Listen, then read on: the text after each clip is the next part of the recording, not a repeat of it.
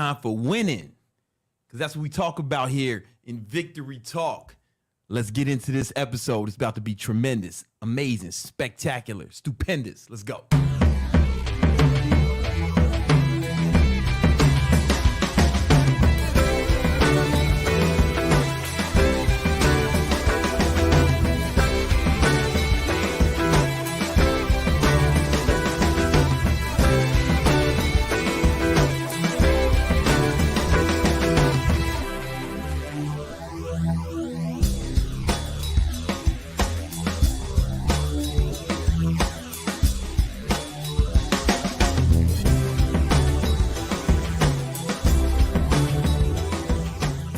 Let's go.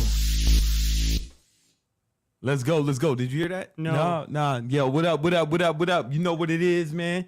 Victory Talk. We out here. All right. Now, listen, guys. Welcome to, what episode is this, Nima? This is the 7th episode. 7th episode. God damn, we doing 7 weeks. 7 weeks. It was really 8 because we skipped Thanksgiving. Yeah. We skipped Thanksgiving. You know what I'm saying? But listen, we back and we doing it on Tuesdays now. It's going to be Tuesdays every week because that's the day, that's one of the days Fresh and Fit don't do their podcast. And I know our audience has a lot of crossovers, right? Because they family over there. You know what I'm saying? So it's going to be Tuesdays at 7 from now on. All right? And I'm real excited about this episode because we got a lot of shit to talk about. Of course, we're going to talk about the Baller of the Week, Book of the Week, Habits of a Winner, Real Talk, Pimping or Slipping, all of that. But before we get into any of that, what we need to talk about is some real talk. You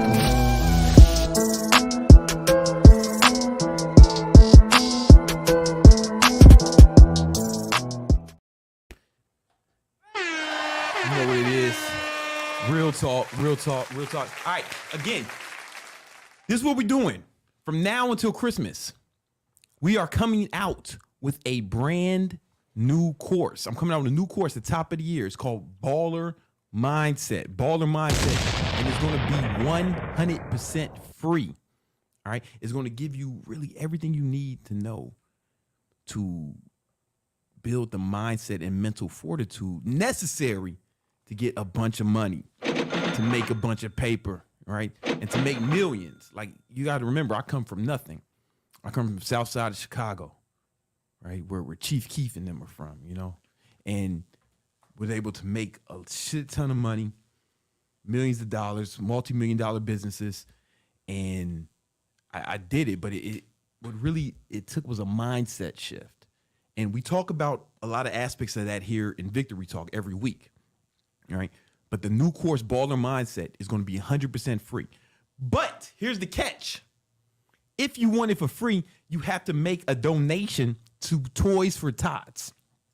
This is a charity that supplies underprivileged kids with toys for Christmas. So they have a good Christmas and they don't end up all poor and shit, you know, like with no toys, right? So we want to make sure the children have toys. You're not giving the money to me. You got to go directly to their website, donate any amount of money. I don't care how much it is. You know, you could put $1, but that's,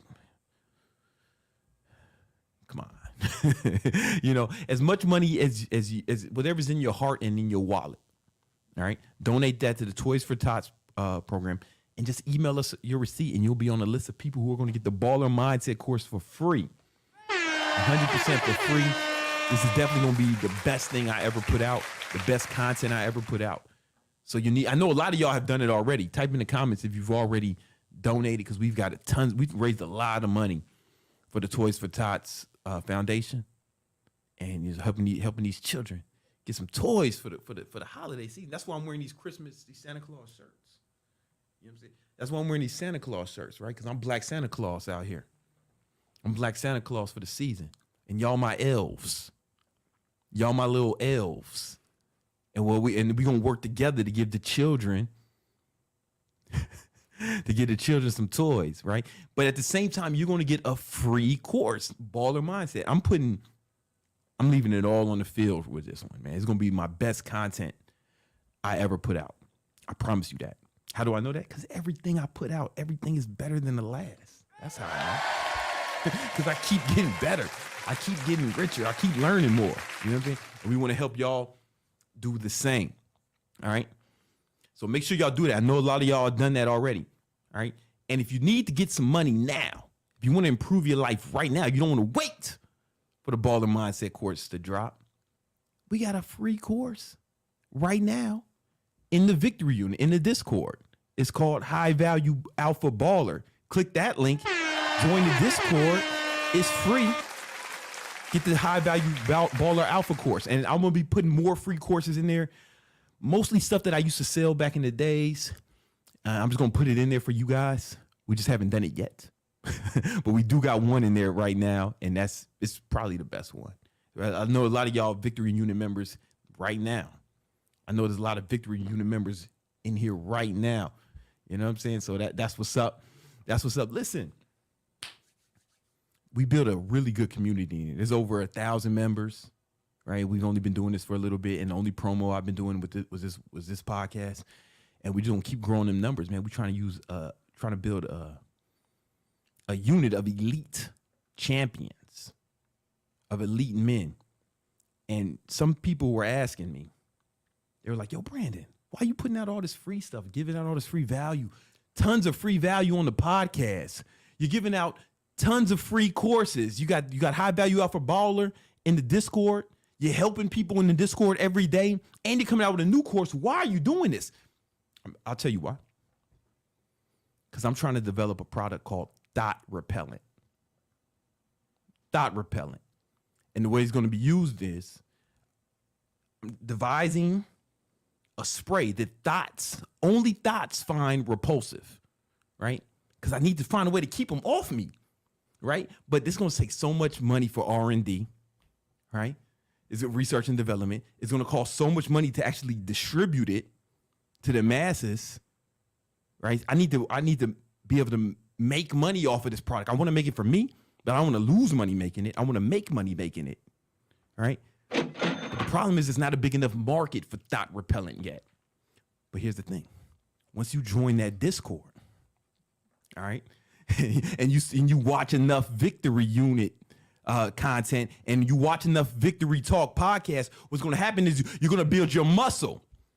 You're going to build your mindset, and you're going to get your money right. Money, muscle, and mindset. You're going to be, that's the trifecta. Once you have all that together, you're going to need Thought Repellent too. Right now, it's just me and my homies who need it. We yearning for Thought Repellent because everywhere we go, look at me, man. I'm over here looking like I'm looking like a miniature Luke Cage, right? I'm walking around looking like the Oscar statue, right? Of course, the thoughts is like, I'm gonna start wearing a Kanye West mask when I walk around. But it's too hot for that in Miami. So I need to develop this Thought Repellent, but there's not a big enough market. So I'm trying to help you guys need it too. So then I can sell Thought Repellent to you. But you don't need it now because you broke and weak. And I have to change that to create a new problem for you. Too many thoughts. Then you'll need Thought Repellent, and there'll be a market for my product. And then it's a very long-term goal. But I think we can do it. I think we can do it together. But you're going to have to join the Victory Unit. It's free. Take the free courses, the free advice. Get your mindset right. Get your muscle right. Get your money right. Then you'll need Thought Repellent too. You're going to need it. You're going to need it. You're going to need it. You know what I'm saying? But I think I saw a super chat before we move in. I think I saw a super duper chat. Did I? Was I wrong? Am I mistaken? No, there was one. What was the guy talking about, man? I'll read it. Donde está mi novia? You say you're going to read it. Oh, no, you read it. Oh, man. When I hear that voice, man, sounding like a young Rosie Perez, that's what I want to hear. Shout out to to Newark. Hopefully I said that right. Nope. What do you mean, Nah, no? it was probably good. It said my short name is Newark. It's Nur In Sultan. parentheses. Nur Sultan. Oh, he said Newark. See, you guys didn't read the message. At the end, it said my short name is Newark. Oh, Newark. Newark. I got it now. All right, go ahead. Brandon is the G. Been applying NBA accounting and increased my investments through your teaching. Come on, man. Come on, man. There's a lot of truth in that statement. There's a lot of truth in that statement. All I heard was Brandon was the G. What else did he say? I stopped listening. When he said Brandon was the G, was there more that I needed He to said hear? he's been applying the NBA accounting. Oh, yeah, NBA accounting. Come on, Never baby. broke again. Never broke again. Come on, And man. increased my investments Yeah. through your teachings. Now he's got disposable income to super chat, shows appreciation. Shout out to you, brother. Shout out to you, man. Yo, it sounds like this dude is a winner. You sound like a winner. Winners have a lot of habits. I think I want to break down some habits of a winner right now.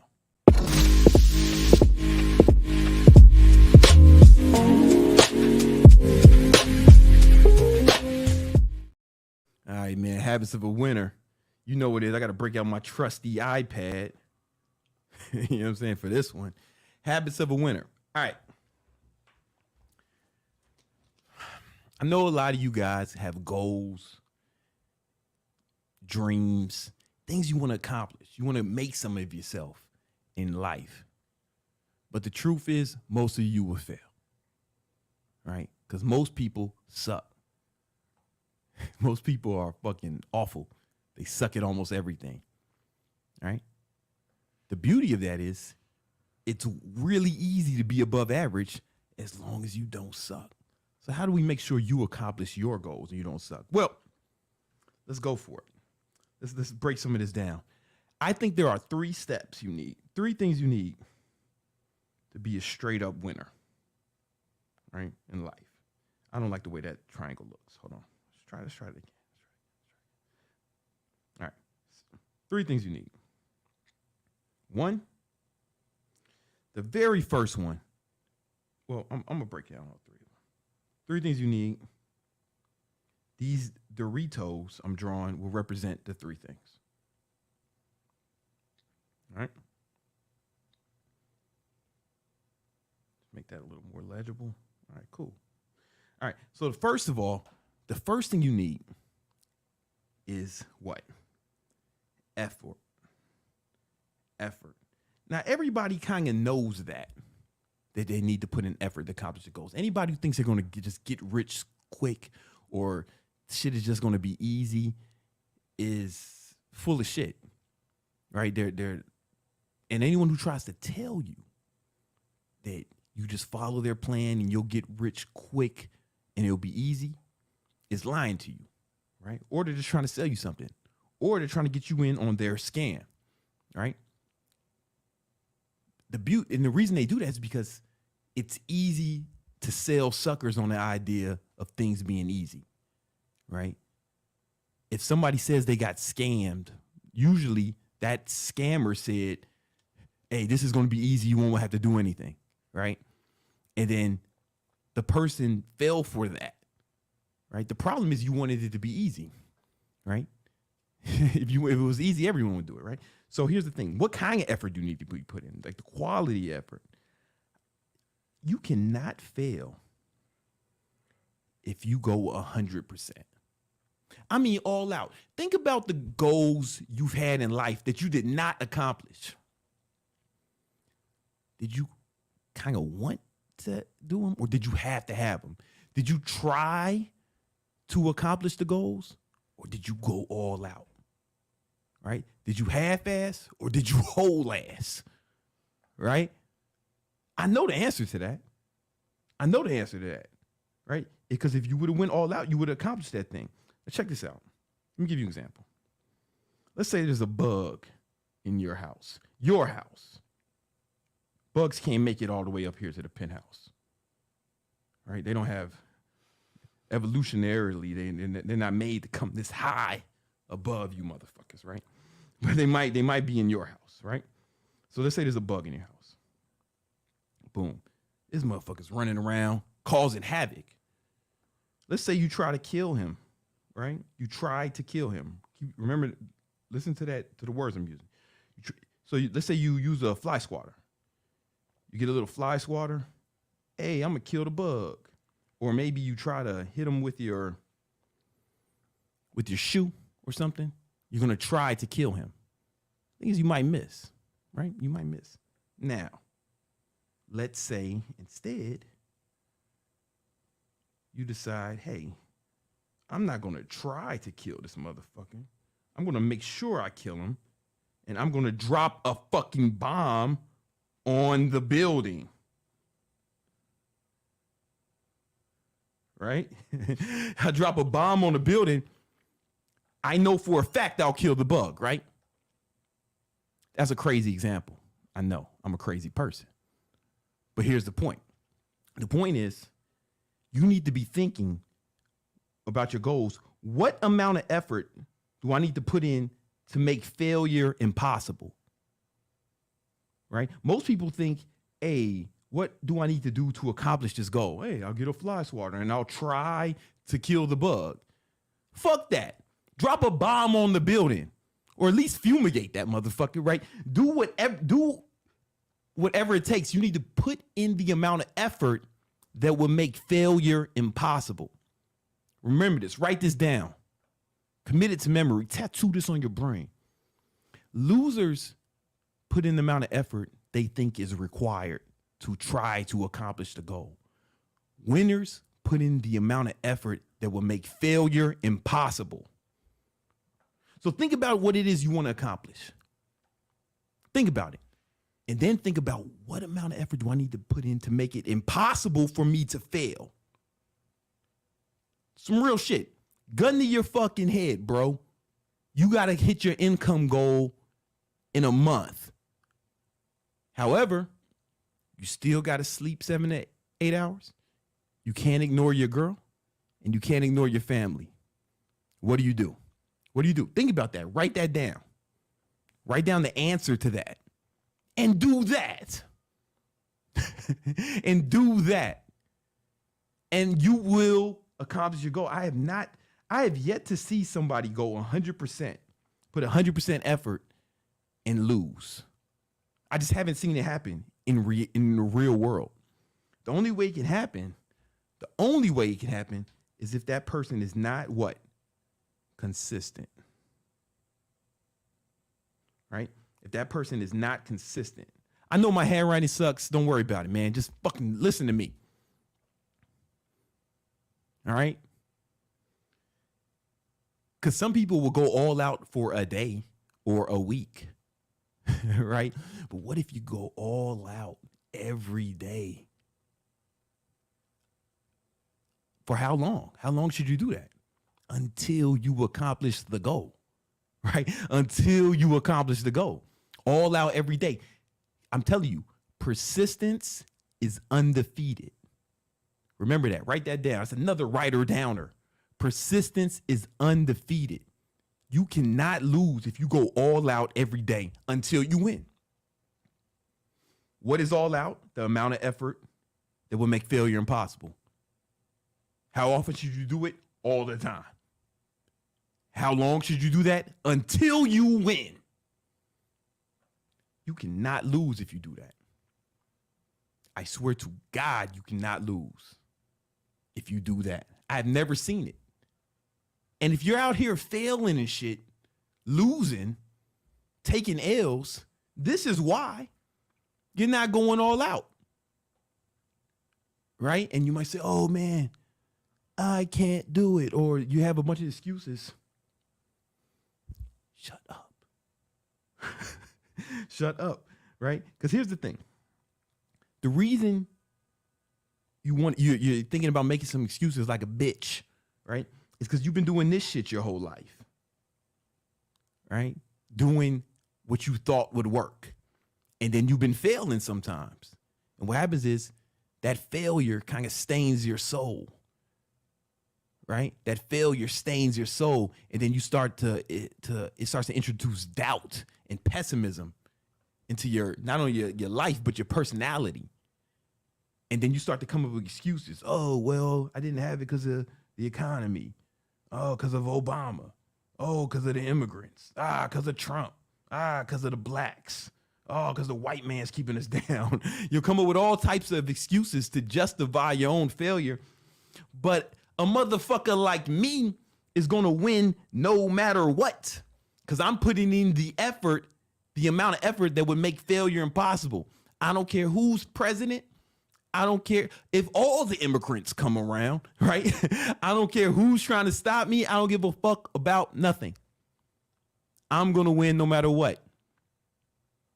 I remember once, man, this chick, she was like, oh, it was my boy's girl. She was like, yo, I can like, she said she had like some powers or some shit. I don't know if she was trying to say she was an X-Men or something, but she was trying to get me to like, she was trying to read my horoscope and shit. And she was like, yo, you want me to tell me your sign and all this other shit. And I can kind of like, I can read your future. Like she was claiming to be some sort of X-Man, I guess. Right. And I was like, no, I'm cool. And she said, why? I don't understand. Are you afraid? I'm like, no, I'm not afraid. I know what's going to happen, bitch. Because the amount of effort I'm putting in, it's impossible for me to fail. It's set in stone. It can't not happen because I'm a G and I'm going all out.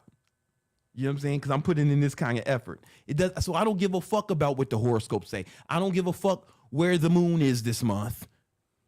I don't give a fuck where Mercury is or where the planets are. I'm going to win no matter what, ho. I'm going to tell you my future right now. You let the losers worry about what the stars are doing this week. I wish a bitch ass star would try to stop me. I'll fuck a star up. I can't lose because of the effort, though. It's not because I'm special. It's not because I'm so smart. It's not because I have some different talents. It's all because I'm going to put in way more effort than what's required. If I see a bug, I'm bombing the building. I'm not trying to stomp on it like a hoe because I know I might lose it. I might not hit it. I'm not going to put in any effort that I might lose. And I'm not going to do it sometimes. I'm going to do it all the time. I'm going to be consistent. Here's the important part about consistency, motherfucker. Some people will do stuff every once in a while and say, hey, it's better than nothing. Hey, well, something's better than nothing. Shut up. You shut your mouth, loser. Nothing is better than doing something inconsistently because doing something inconsistency gives you the impression that you're actually making progress when you're not, right? All it does is make you feel better about your inevitable failure. That's all it's going to do is make you feel better about your inevitable failure because inconsistency is undefeated too, right? Consistency is undefeated, but so is inconsistency, right? You know, you can't do some shit sometimes and expect fucking amazing results. What you can expect from doing shit sometimes is I might make it, I might not. You know, one of my students today said, yeah, and I'm going to try to get some clients for the end of the year. I'm like, what the fuck you mean try? We don't try to do shit around here. We do shit. We put in the kind of effort that makes failure impossible. If you had to do that, what would you do? If your life depended on you getting some clients, what would you do? Okay, so do that. Why not just do that? Why not just do that? Come on, man. Come on, man. Somebody just said, is it always about winning, bro? What about morals and compassion? Well, let's think about it, man. What does losing is it more moral to lose? Like if you're losing, does that help someone? Who does losing help? Right? If you got a family and you're not putting food on the table, you out here losing, who does that help? If you got a business and you can't make payroll and pay your employees and they can't feed their families, who does that help? Losing helps no one. Fuck you mean? Failure doesn't help anyone. But when you're winning, not only are you doing more for the people that you're helping other people, but you're also setting a better example. Right? Then other people will look at you and be inspired. Other people would look at you and be inspired. Let me show you what I mean. Because I'm glad you said that dumb shit. Because the next part you need is belief. Right? You need belief. And a big part of belief is actually seeing it. When you see it, one part of belief is you need to see it. Sometimes you need to see someone else do it to even know it's possible, man. Like my mentor, Elliot Host, when I met him and he was like a millionaire doing online fitness, I was like, oh my God, it's possible. I wouldn't even tried, right? I wouldn't even try if I didn't see Elliot do it. He inspired me. There is no me without Elliot. And it's not even that he helped me so much. I mean, he definitely gave me some game, but the most important thing he did was he showed me that I could do it. He was somebody who looked like me, who was like he didn't come from means. He did it his own way, and it inspired me. Losing doesn't inspire anyone, bro. There's nothing moral about failure, fam. Right? You know, for all of human history, they thought that the 4-minute mile was impossible. It was just they thought there was no way you can make it happen. They thought there's no way a human being can run a mile under 4 minutes. Doctors went on TV and said, nah, if somebody did it, their heart would explode. It's just impossible for humans. But one guy said, fuck that.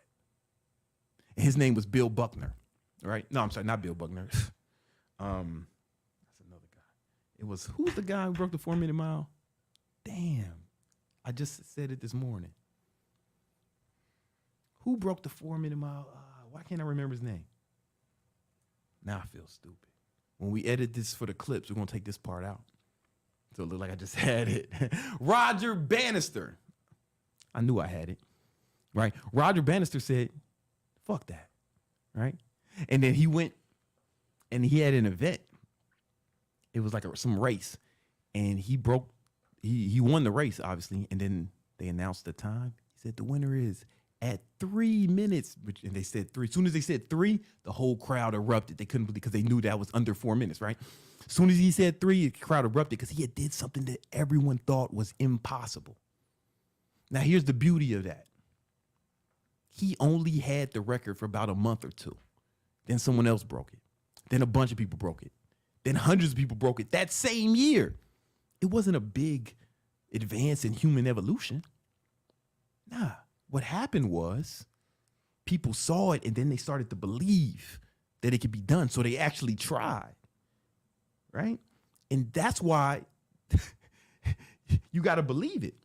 And the big part of believing it is seeing it, man. You got to see it.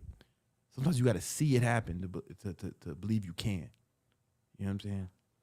So to my man's questions, what about moral and compassion? Yo, victory is the best thing you can do. It's to set example for victory, for excellence, to set example for people to strive to, because then you'll let them know what's possible. You'll set example for them, and they'll follow in your footsteps when they see it.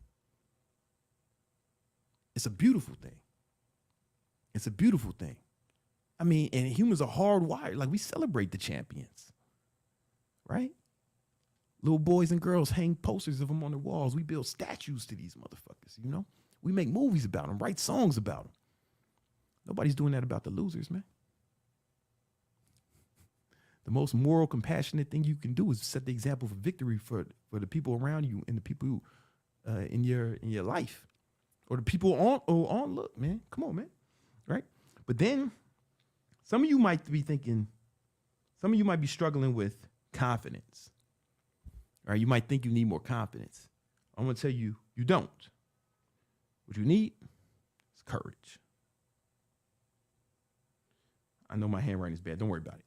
You need more courage, right? If you feel like you need confidence, you don't. What you need is courage, because courage means you're acting in spite of fear. Like you're scared, but you're doing it anyway. That's courage, baby, right? You don't need more confidence. You need courage. Because everything I've done that I never did before, I was scared at first. I did not have confidence. You don't need confidence to start. You need to not be a bitch to start. Courage means not being a bitch. Because what does a bitch do? When he's scared, he says, oh, I'm scared. And he cowers. And it leaves him in his comfort zone, that the fear becomes this trap that keeps this motherfucker in his comfort zone indefinitely until what? Until he musters up enough courage to face his fear and go through it. You get what I'm saying? You get what I'm saying? Sometimes you'll get that courage from seeing someone else do it, though. That's why it's important who you surround yourself with, right? Oh fuck. Sometimes you get that from, like little kids. Sometimes they're like, I seen a little kid when I was taking my son to the park, and this one little kid, he was really scared of like this dog. It was a friendly like puppy, but he was scared of it until what? Until he saw the other kids playing with it, right? He saw the other kids playing with the dog, having fun with it. And then he mustered up enough courage to go to the dog. He was still kind of timid at first. He still had a lot of trepidation, but he faced his fear. That kid tougher than you, bro. Right? But he had to see it. So it's important to surround yourself with victory. That's why you got to join the victory unit, right? Free Discord, none but champions in it, none but winning, right? It's free. It's in the description. None but winning, right? And you'll see that, and it might give you some more courage, right? And then there's something. This is the part where it gets a little weird. This next one, it gets a little weird, but just stay with me here. You know what? Before I even tell you what it is, give you an example. You got the bug bomb example. Let's say, do you kids know what radios are? Do y'all still use radios?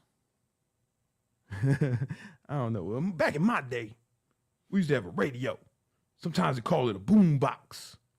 And we put it on and put on the radio station. And I used to think that, oh man, the boom box or the radio actually played the music. I used to think that, oh yeah, you turn the radio on, that makes sense. You turn the radio on and it plays music. That makes sense, right? But then what I realized was that the radio doesn't actually play the music, right? You think the radio plays the music, but what the radio does is it really just tunes to different frequencies. And then it picks up the music that's being broadcast at that frequency.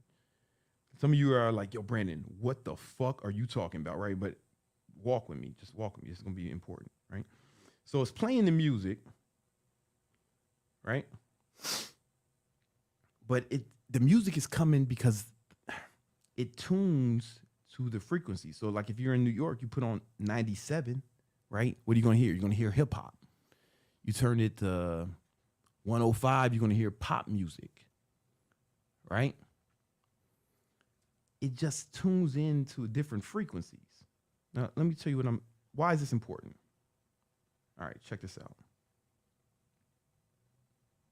Let me tell you why this is important.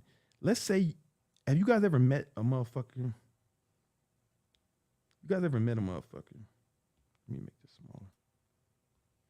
And this motherfucker is always sad, or he's always talking about how bad things are, always complaining, right? His life sucks. Or maybe he's on the internet complaining about immigrants, politics, the white man, or black people, whatever. Who knows what he's complaining? He's complaining about some dumb shit all the time, and he's always talking about his life. He's always talking about his problems. You guys ever met someone like this? What's it like to be around that person? Do you like to be around that person? Do they make you feel better when you're around that person? Right? And then look at their life. Is their life, are they getting the results they want in their life? Are they getting results that you want to mimic? Nah, man, they're probably not. Why? Because they're tuned into a different frequency. So they're only picking up negative shit. Right? Then again, let's say you meet somebody who's like crazy positive. Right? crazy positive. Every time you see him, he's like, yo, what's up, man? Happy, confident, talking about getting money, talking about victory. You know what I'm saying? Hold up, man. Let me draw. I can draw something better. Hold up. Right? He's out here talking about getting money, talking about victory, talking about winning all the time. I know some of you guys are thinking, Brandon, you're such a good artist. Why don't you pursue that? Nah, because I like to teach, right? How do you feel when you're around this fella? Right? You probably feel a little better. You probably feel like you can accomplish more, right? Because he's tuned into a different frequency and he's broadcasting that, right? So the radio doesn't play the music. It broadcasts the music depending on what frequency it's on, right? So do you. So do you. When you meet a little baby, not let's say a toddler, and he's in the park, he's laughing, or a toddler can walk in the room and just lift the energy of the whole room. You ever seen it? Or like a puppy run into a room and everybody gets happy, right? Because that puppy's on some different energy, and that energy is contagious. That energy is contagious. You start to feel it. Now, Brandon, the fuck this got to do with getting money, accomplishing goals? All right, let me tell you. Who do you? If these two people were both salespeople, who do you think is going to have a higher close rate? Who's going to get the most business? Real quick, just who you think? Obviously, the person with the best energy, right? Let's say these guys are both single, right? Everything is equal. Their income level is equal. Their looks are equal. Who do you think is going to get the most women? The one who's fucking sad, complaining all the time like a fucking hoe? Or the one who's talking about victory all the time? Right? Who do you think is going to have the most friends? Right? The motherfucker who's always complaining about shit, talking about how life sucks or shit is going wrong, or the motherfucker who's always talking about how dope shit is, who's always trying to find the positive, right? It's all about what frequency you're tuned into, right? And I don't want to get on some space age law of attraction shit too much, right? However, there was a guy named Bill Buckner, and he said, he had an interview. There was a guy named Bill Buckner, and he was a amazing baseball player, Golden Glove winner, all that shit. And there was an interview that surfaced that was 12 days before the World Series. You can look this up. He said the dream would be, to win the game, win the World Series, But the nightmare would be to let the winning ball go through my legs. I miss it and we lose the game. Guess what? 12 days later in the World Series, the fucking game-winning ball went right through his legs. They lost the game, right? Listen, I don't know if this shit is magic. I'm not trying to say in some law of attraction magic shit, but there is something about having the right energy. I'm telling you, the right energy. Oh, hold up.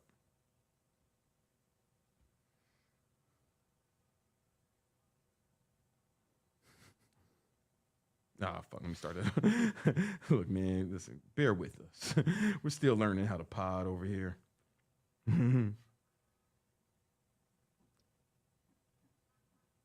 Right? The right energy. You know what I'm saying? And it's like it's best if you can be positive, right? Because if you tune into that frequency, right? I'm not saying positive things will happen to you, but they kind of will, right? Nobody likes to be around someone negative. Women don't like the shit. Fucking business partners don't like the shit. Clients don't like the shit. It's better if you can be positive, but you gotta at least be neutral. You gotta be positive or at least neutral. You cannot be negative, right? At least don't be negative. How do you do that? It's all about what you focus on, man. It's all about what you focus on, right? Because with this example with the radio, the things this guy is thinking are true, right? They might be true. right? I don't know. Depends on depending on if he's crazy or something. I'm not talking about like Kanye West or someone crazy, right? I'm talking about like a lot of people are negative because negative things are happening, but there's a lot of positive things happening too. You get what I'm saying? There's a lot of positive. If you just focus on the positive, it will change your mood. Whatever you focus on, you will feel. Whatever you feel, you will radiate. But I mean, I really mean that, radiate. You can actually feel that when you tuned into the right frequency, you start to radiate it. Just like when the radio's tuned to a certain frequency, it's going to radiate whatever's on that bandwidth. You know what I'm saying? If you're on the hip hop, if the radio's tuned to the hip hop station, it's gonna play gangster rap. If it's tuned to the pop station, it's gonna play, I don't know, Lady Gaga or Dua Lipa or some shit. You know what I'm saying? Katy Perry. Katy Perry. You know what I'm saying? And so whatever frequency is tuned to, you got to tune to the positive, or at least not to the negative, right? And then you'll radiate it the same way the fucking radio does. And what happens is people want to be around this motherfucker, man. It's the only reason people have dogs, most dogs. Like the dogs here in Miami, like none of these dogs are working or protecting. They're like little cute dogs, Pomeranians and shit. Tiny mini golden doodles. These dogs ain't useful. The only thing they do though is they have the energy, man. People love them. They go in the rooms, they run up on people, you know, and they make people happy. They change the energy. People love the radio. They love that energy that comes off these happy dogs, these happy creatures. In fact, dogs evolved to be like that because they knew humans would take care of them if they did that. Dogs used to be wolves. Their ancestors aren't like that. They're not friendly. So they stay in the wilderness. They got to fend for themselves. You know what I'm saying? Right? Dogs evolved to be like that because humans want that to be around that positive energy. Right? I'm not telling you. So I'm telling you, man, this shit plays a big role. And if you read, we're going to talk about this later today in the book of the week, 48 Laws of Power. Law number 10. It's one of the top 10s. Stay away from the unhappy and the unlucky. Stay away from the unhappy and the unlucky. Right? The reason is because there's a part of your brain called the reticular activation system. Right? And it decides what you're going to focus on. So if you've ever got a car, or your friend got a car, and you start to see that car everywhere, that's ever happened to you? Has anybody ever experienced that? They got a car, their friend got a car, and they started seeing that car everywhere, right? We've all been there, right? Hey, you are not an X-Man. It's not magic. That car was already there. You just did not notice it because the part of your brain, the reticular activation system, it's at the bottom of your brainstem. It only sees what it thinks is important. Whatever you focus on is going to find more of that, right? It's going to find more of that to show you. All right. So if you're focused on the negative, if you're thinking about the negative, your reticular activation system is going to find you more of that to focus on. It's going to show you more of that, more reasons to be like that. And it becomes like a self-fulfilling prophecy. You're going to see more of it and you're going to feel it, right? However, if you focus on success, you focus on ball, and if you focus on victory, your reticular activation system will show you more of that, right? If you ever came to my house, my apartment here in Miami, you can't make it past security. Don't worry about it. You know what I'm saying? It's a private elevator, man. How you gonna get here? But if I ever invited you up, first thing you'd be greeted by is a big ass money rug. Then you'll see 5 other money rugs in the house and money art, right? Because I want my reticular activation system to be focused on money. Then I see what? More opportunities. They're there and I'll see them. But if I'm focused on negative things, oh man, this person's doing this, or these people trying to keep us down, I'll see more of that. But I don't even be seeing that shit. Not that it's not happening. I'm just not tuned in that frequency. Does it make sense? It's very important. It's very important. Right? Effort. This is a recap. Effort. 100% effort. Consistently. For how long? Until you make it. Until you win. Right? But you also got to believe you can do it to even get there. Right? And you got to do it with the right kind of energy. With the victorious energy. right? With the energy of a champion. And I promise you, you can't fail. There's no way you can fail, right? Who's got some? I think there was some chats. We have a super chat by Gregory. Big Gregory, what? Well, you're knocked down. Don't even worry about it. You'll fix it later. Wow. It's all The good. cleaning lady will fix it next week. Yeah, she will. The maid. Gregory said, what up? donate to Toys for Tots and join the Discord. Awesome podcast, Brandon. Yo, Shout out to Gregory because he's always commenting and responding to comments as well. that's Gregory. That's my man, yo. So he works with me and Romulus. You know, he's like Romulus's like apprentice, right-hand man. And I sent him a trade idea earlier this week. I was looking at something. I was like, yo, what you think of this trade? Like, I'm thinking about putting some big money on it. And I text him every time I have a big trade idea. And he's like, you know what? I was going to do a call credit spread. But he said, he kind of said, you might have to, he told me why that something else would be better. And he showed me do it with a put credit spread. This would be better. I was like, bet, I'm gonna do that. And he said, you know what? I like this trade. I'm gonna copy it. And then we sent that trade out to everybody in the Romulus Legion. And too, I feel like I was a part of this trade. Is if you took it, it's already up 12%. Come on, man. You know what I'm saying? So we already up 12%. And I put $40,000 on that trade. So you can do that math. We out here winning. Join the Discord, man. Join the Discord if you want some of this victory. Shout out to you, brother. What else we got? Minovia. We have a few comments. We do have a question. Some people are interested in White Boy Brian. Yo, that's my dog. Yo, he's still with us, man. He's actually head of enrollment in High Ticket Trainer, my business. Right, you know what I'm saying? He's the head of enrollment, and man, he's been making a lot of money. I think I paid him $250,000 last year. He's gonna make even more this year. So he's still my dog. He just stayed in New York, you know. He stayed in New York for some girl, lame.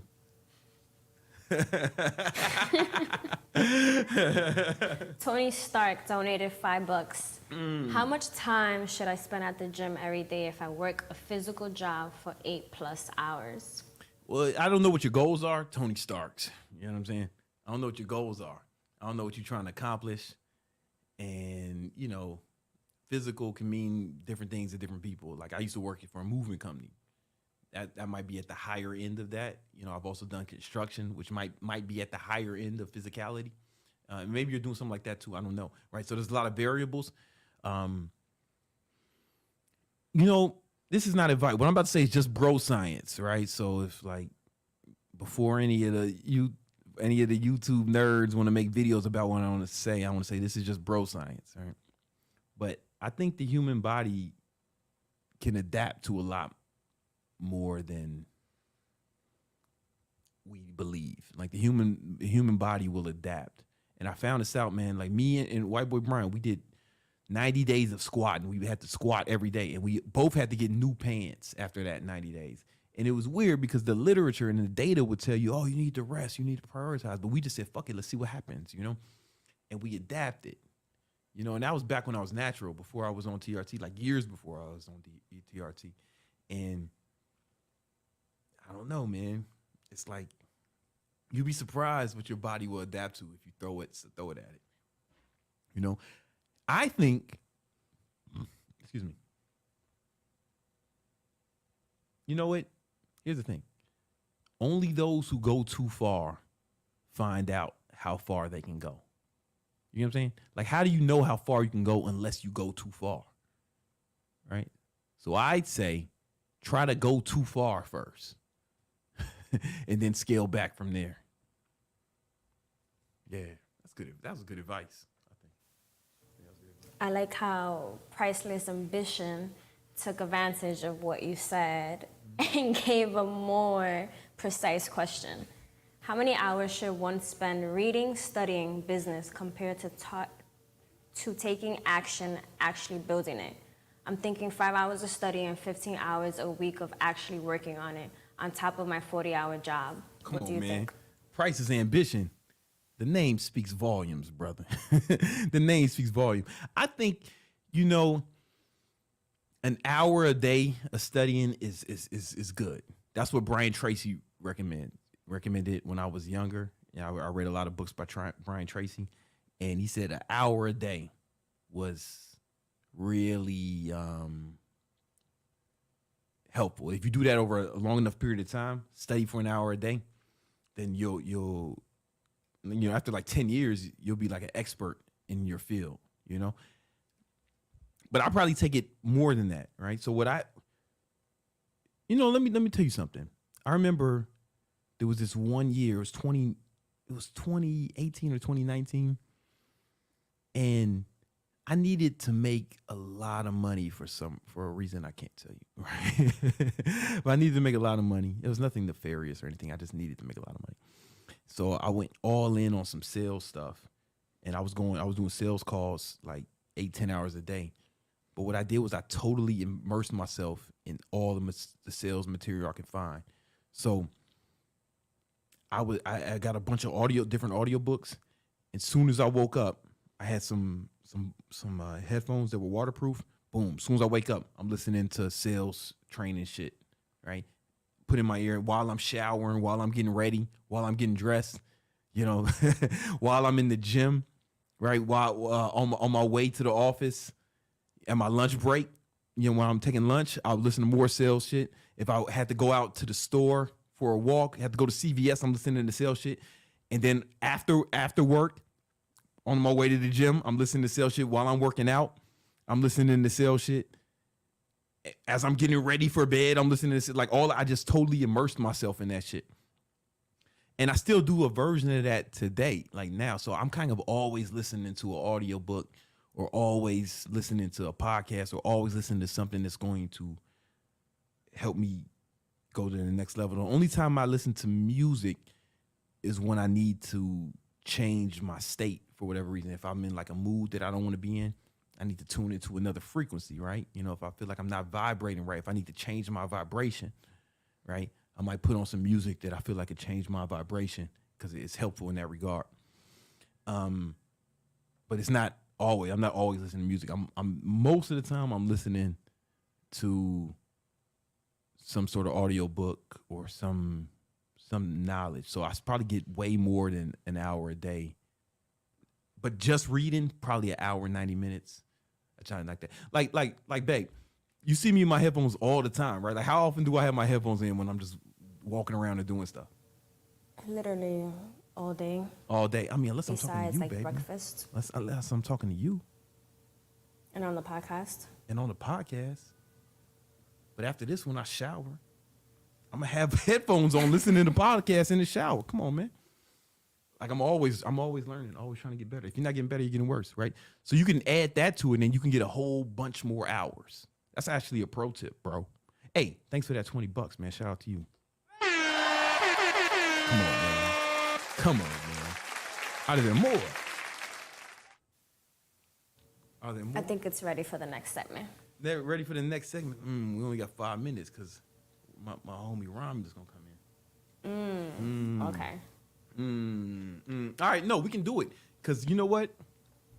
People think you can't do a lot in 5 minutes, and I think that whole concept is underrated. But there's a lot of things that are underrated, a lot of things that are overrated. I see what you did. We have a whole segment on it.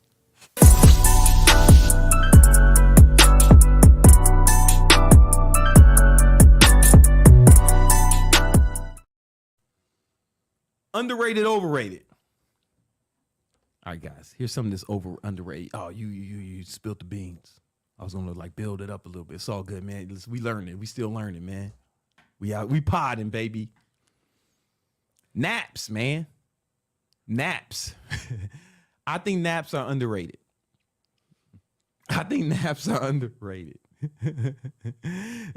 First of all, it's best if you get enough sleep, but sometimes you don't get enough sleep. Sometimes you just don't sleep well, right? Sometimes you just gotta wake up early, man. Or sometimes you just want to nap. Naps are that shit. Naps are that shit. The benefits. Here's some benefits of naps. Let me get in. Where are the benefits, man? Hold on, man. Whatever. I don't have to read the benefits. Take it off that screen. Benefits, the main benefits of naps, right? They kind of reset your cognitive functions, right? So you only have a few hours of real attention and creative work per day. That's all your mind is capable of. Just a few hours of like intense work, unless you take a nap, unless you reset it, right? Because it's different. Like there'll be sometimes I'll wake up early and I'll get a lot of work done, but you got to remember that thinking is cognitively demanding, right? Like Nima, pull it up, man, when you get a chance. While I'm talking, how many calories does a chess player burn when they're playing chess? It's a shitload, right?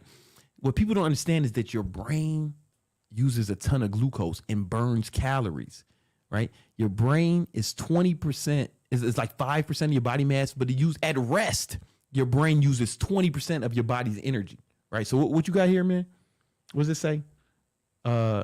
Just highlight it. So it's in here. Oh yeah, just So okay, it yeah, says- man. Yeah, it says the research suggests that the chess player could burn up to 132 calories per hour, and for a 9-hour haul, it could do around 1,000 calories playing chess for 9 hours. I remember you were talking about the actual championships. Yeah, they burn a bunch of fucking Yeah. calories. Your brain is only 5% of your body mass, right? But it uses at rest 20% of your body's energy. But when you're actually really working on something, really studying or really working hard, it's going to burn even more, right? And you'll get tired. Sometimes you'll get tired. You ever get tired just thinking? Or some of you guys have desk jobs. You ever just come home and you're tired and you ain't did shit, right? But you're tired. That's because your brain uses a lot of energy to think. It's very resource demanding, right? And a good way to reset that is with a nap. Man. Naps are that shit. Naps are that shit. I probably take a nap. I don't know. Babe, how often do I take a nap? How many days a week do you think I take it, like them 30-minute naps? Probably 3 to 4. 3 to 4 days a week. And I get enough sleep.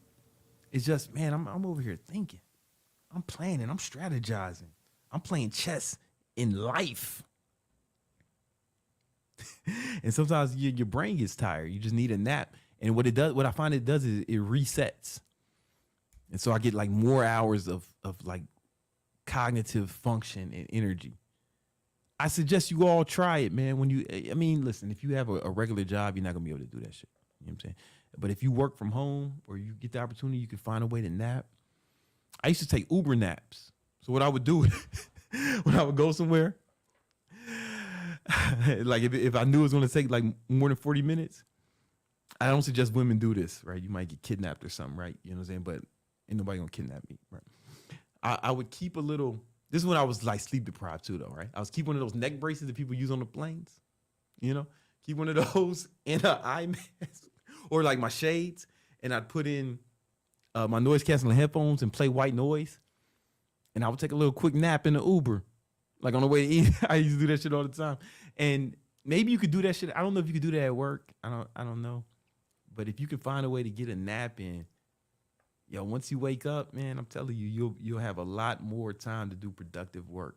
Naps are underrated. And then there's something called the caffeine nap. Hold up, don't put it on my screen yet. I'm gonna see if I can find this. Don't put it on my screen yet. All right, check this out. Right, the term caffeine nap is baby drinking a cup of coffee before a short, usually 20-minute naps, right?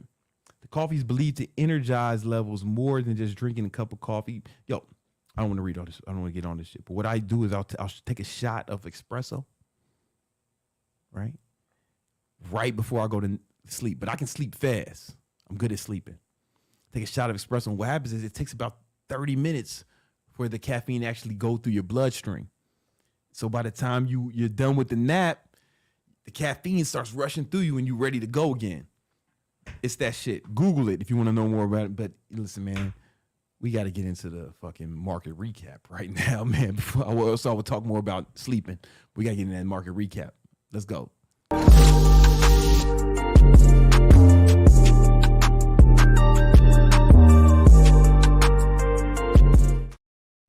Yo, Romulus, what up, baby? How you doing, player? Oh, I am not napping. I'm up. And I am ready to strangle this market. It is unforgiving from the Legion. Veni, vidi, vici, we are conquering all on our path. It's very exciting. Markets have been hopping. They've been popping. They've been causing all kinds of distress and problems for everybody else, but not this Legion. We continue to dominate and march on. Very exciting. So we're coming up to the end of the year. Boy, this is a great time of year in the stock market, especially if you're a professional like me, because everybody starts talking about what's coming in 2023. They're talking about what stock prices are going to do, what oil prices are going to do, what the Federal Reserve is going to do. Where's this happening? Where's that going? It's awesome. Everybody's getting their opinion out there. And you know what? 98% of them are going to be so freaking wrong. Your head would hurt if you actually sat down and thought about it. Come on. Okay. Man. Your head would hurt because they're spending too much time thinking about the wrong things. Now, what does it matter if 1 year from now, and I'll just put on my screen real quick because, we like to do that over here. Let's see, share screen. And there we go. Hold on for a second. Okay, hold on for a second. Is it sharing? Not yet. Not yet. You got it? Hold on. Oh, he wants to share. He wants to add it. You want me to add it? Yeah, he wants to add it now. You should see that. Okay, there we go. We see it now, Ryan. You should see that. So what does it matter? I have the S&P 500 up. This is the most important index to be keeping track of. And what does it matter if 1 year from now, so the end of 2023, if the S&P 500 is up here, somewhat higher than today, or if it's down here, somewhat lower than today? I mean, it's a year away, right? What does it matter? What matters is what happens along the way, okay? Because if it's going to be way down here and then it's going to go way up here, there's a lot of money to be made. And that's our money. Yes, okay. That's an area that we can capture, we can grab onto, and we can put that into our pocket to advance all the things that we want to try to get done. So right here, there is a little bit of selling that's been going on in the stock market. Now, there's I know we have various skill levels out there, and people have been coming to us with different experience points in trading and investing. We appreciate all of that. We're trying to give everybody the best education, the best leg up we possibly can. But you see, it's a big, thick purple line. And by the way, for those who like a little bit of history, I'm not going to get into it, but there's a reason that I use purple in my trend lines. Come on. Remember, my name's Romulus. That's your clue. Okay. I'm not going to say anything more about it. Yo, man, purple's one of my favorite colors. and there's a reason for that. Come on, man. It's purple behind the purple lights are purple behind me, man. You know what it is. We won't tell them why. We won't tell them what it means. I'm sure there's a lot of people that, maybe some of them understand it, and that's great. But there's a purple line on the screen right here. You see, this is called a support level. You see, prices just kept coming down, and then coming back up. It's supporting. Okay, this line is supporting prices. It's been falling down. And now, for the first time since this big run in November 10th, almost a month ago, the prices have closed below that critical support line. Everybody see that right there? Okay, that also coincided, meaning that it happened at the same time, that it closed below this light blue line, which is also an area of support. You see how the light blue line is holding prices as it's been falling back here in the summer and early fall? Was that the 21-day EMA? Yeah, that's right. So this is a 21-day EMA. Look, I don't care if you put a 20 simple moving average, if you put a 21, that's all kind of hit or miss, little nuances, and it's kind of particular to the analyst or the trader. I prefer a 21-day exponential moving average, but trust me on this one, I'm not going to kick you out of the trading room if you say, no, Romulus, I prefer to use a 20 simple. Great. Yeah. If it works for you, make it happen. I'm all about it. So this one works for me. There's a lot of nuances here again, but you can just see there's a lot of times when the light blue line tends to keep prices in check, both during uptrends when it's going up and during downtrends when it's going down. And since right about in here, it has generally been holding prices in check. Okay. But look, so if I change this from a candle to a line, you can clearly see that it has broken the support area. It's a little bit easier to see in that case, correct? Yeah, tested it a few times, then it broke. All right, yeah, and now it's definitively down here. I know this is kind of nerding out, and we're getting in the weeds over here. It's important for you guys to learn this stuff, man. Because that's right. We made a lot of money with this. That's right. Well, damn, have we made a lot of money with this? Come on, man.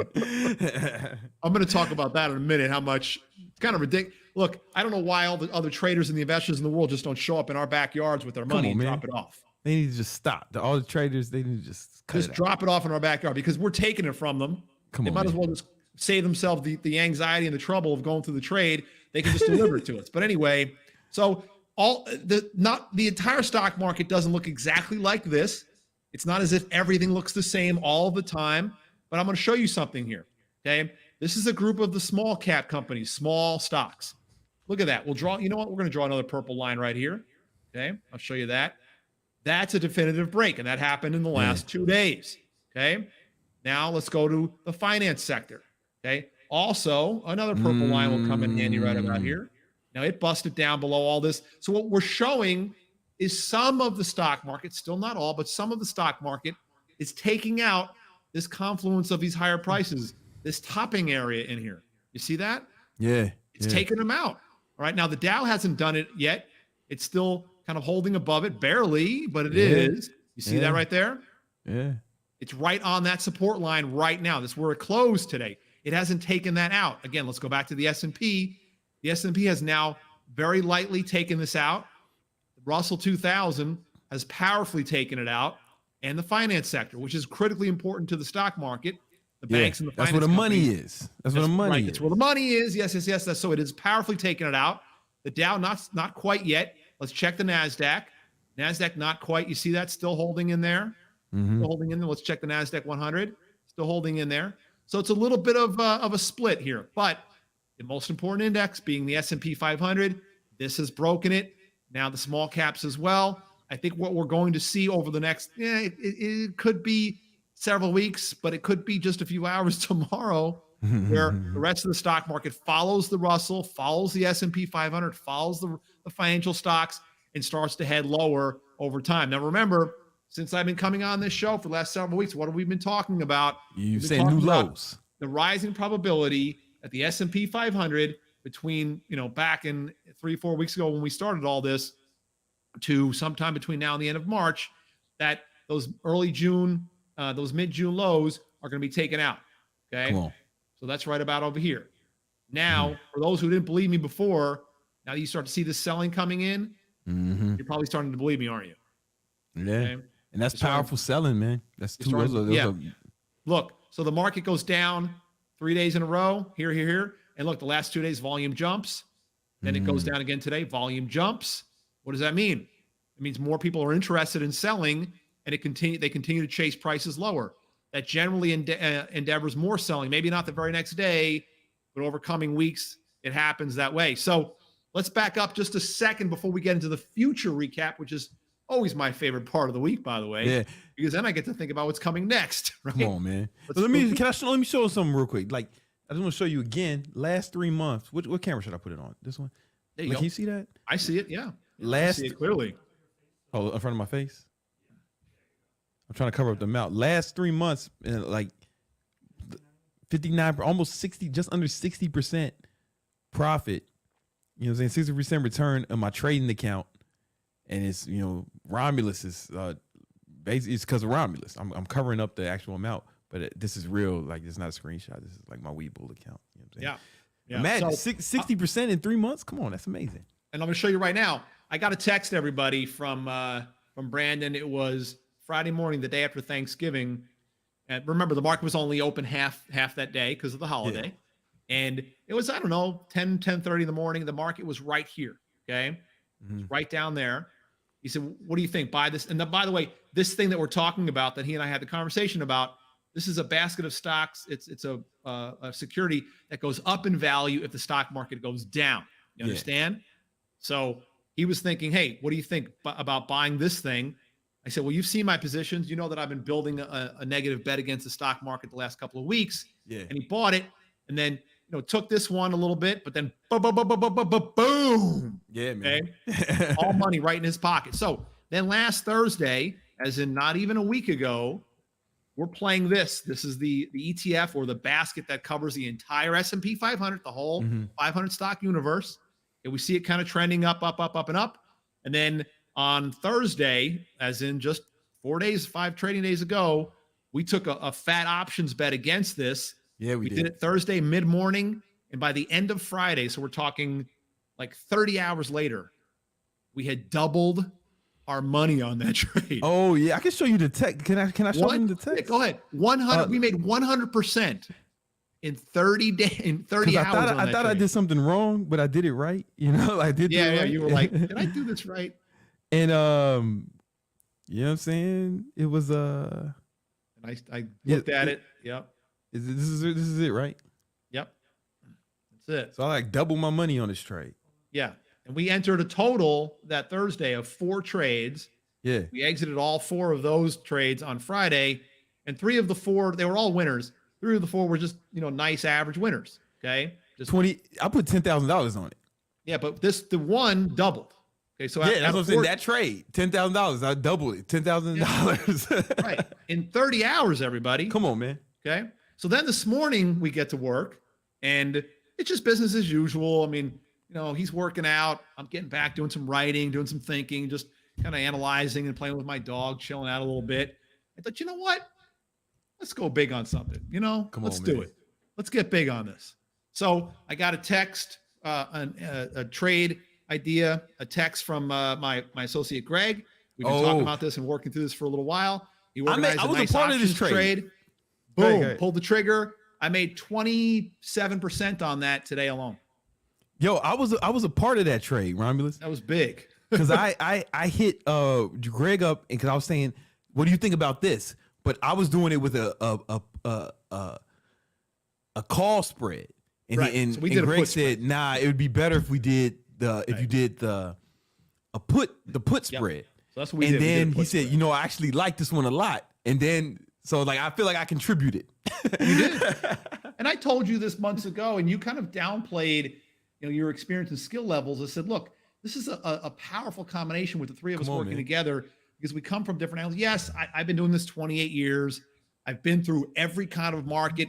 I mean, the .com mania to the crash and the housing insanity to the financial crisis.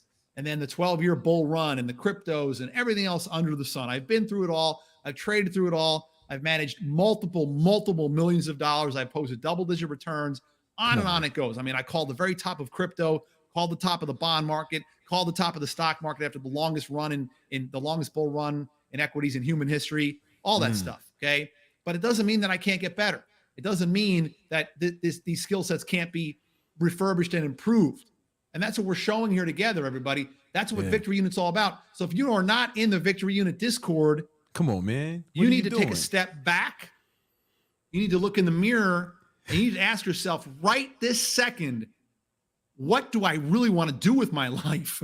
Come on, man. Do I really want to make a change? Yeah. Because this is an opportunity for you to make that massive change. I keep saying it every time I come on here. There are multimillionaires and there are billionaires all over the world. As a matter of fact, just in the United States, just in America, there are like 800 billionaires just in America. Okay. Just in the United States, there's 800 billionaires. There's like 17 or 1800 of them all over the world. They're not all smarter than us. Nah, man. They're not all better than us. Nah, man. They're not all more connected than us. Nah, man. No. No. Okay. No. That can be you. That can be us. And we have answers. We have solutions. We have formulas to show you how you can get there. Now, if you don't become a billionaire and you only end up in 20 years where you're worth 10, 20, 30 million. Come on, man. Oh gosh, too darn bad. Come on. Too darn bad. But you made it. You made it if that's what's going to happen to you. Let's go. You aim for the moon, you hit an eagle. Well, by God, you hit an eagle. Let's go. Okay. Anyway, so the market future cap, that's what's happening here.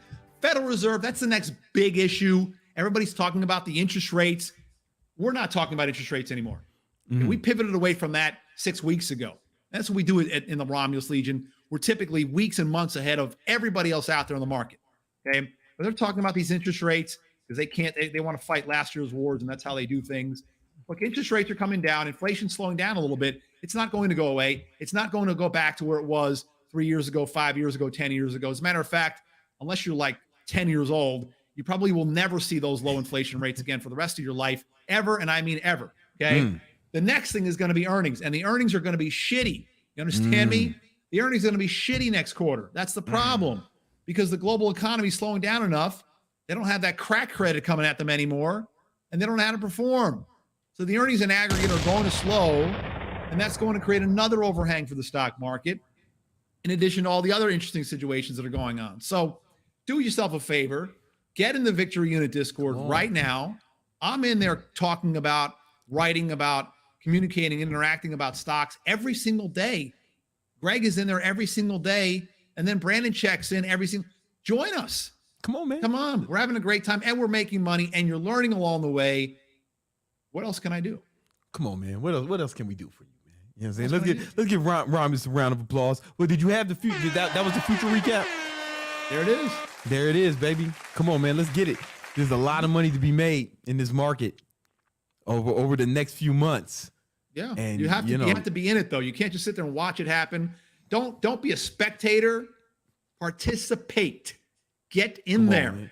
And if you haven't traded ever before, that's okay. Look, we did a webinar. We had several people join us in the Romulus Legion just a few weeks ago. Yeah. And a couple of them have never traded before they joined us. And I get messages from them every day. I can't believe how much I'm learning. I can't believe this is really going to happen for me. I can't believe I'm doing my first trades. It's all going on. Let's go. All of it.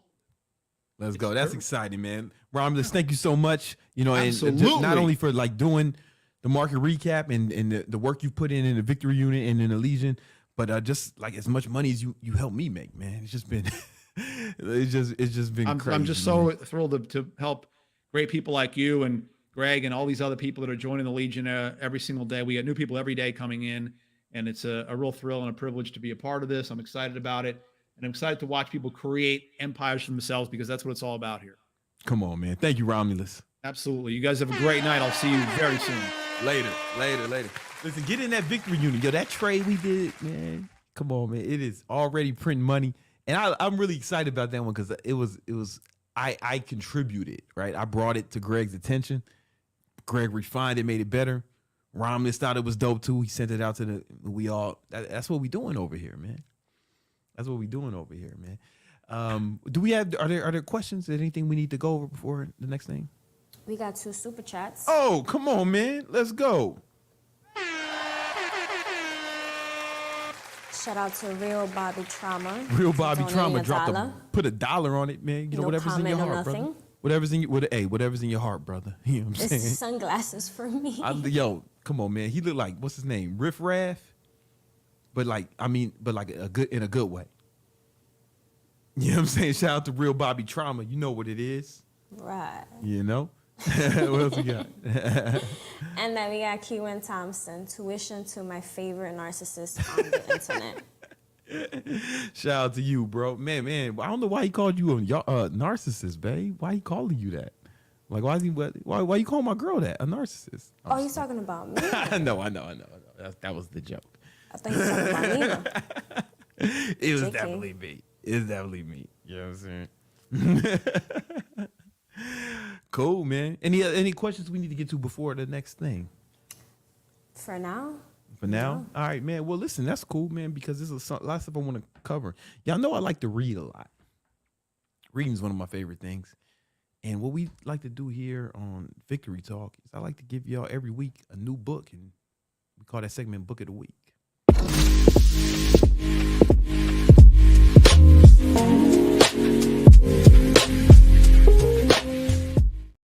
Book of the Week, right? I covered this when I did my 50 top books. What episode was that? That was 2 episodes before, so it was episode 5. Episode 5. You want to see my top? We also made a shorter version of that on Yep. YouTube. There's a YouTube video, but one of those books was 48 Laws of Power by Robert Greene. You know what I'm saying? And this book is a classic, but I recommend you read this version of it, the thin one. When I first read it, it was the one that's thicker than the Bible, and most of y'all don't read. Let's be honest, right? But this smaller version what's cool about it is, you know, Robert gets a little bit to the point quicker, and you can actually get. It's almost like the Cliff Notes, but better than Cliff Notes. And you know, a lot of people will talk about this book and they'll say it's evil or it's manipulative. But if you listen to Robert, and there's an interview with me and Robert Greene that we did together on my YouTube. You can find it, right? And we talked about this and a bunch of other things. What Robert was saying was, no, this is just the way things are, right? And it's not about how to manipulate. A lot of times it's how to not get manipulated or just how to function, right? But it is the darker version of How to Win Friends and Influence People. Like How to Win Friends and Influence People is my favorite book in the world. This is like the more darker version. There was a point where I had all the laws memorized. I don't have any more. So I made little flashcards and drilled myself and memorized all the laws. I know, nerd shit, right? But we're going to go through some of my favorite and some of my favorite laws. Can we do that? Can we go through some of my favorite laws? All right. So one of my favorite laws, I'm going to start with number 10, is avoid the unhappy and the unlucky. We kind of touched on that earlier, right? But, you know, it's kind of like when your friend gets a car, you start seeing that car everywhere. Well, what happens if your friend has a bunch of problems? He brings those problems to your attention. The same way he brought that car to your attention, you start seeing it everywhere. What if he's always bringing his problems to your attention? What if he's always bringing something negative to your attention? What do you think you're going to see? If you started seeing the car all the time, what do you think you're going to see now? You're going to see more problems in your life, right? It's contagious, right? So Robert says, let me pull it up, man. Rob says, Law 10, infection, avoid the unhappy and the unlucky, right? You can die from someone else's misery.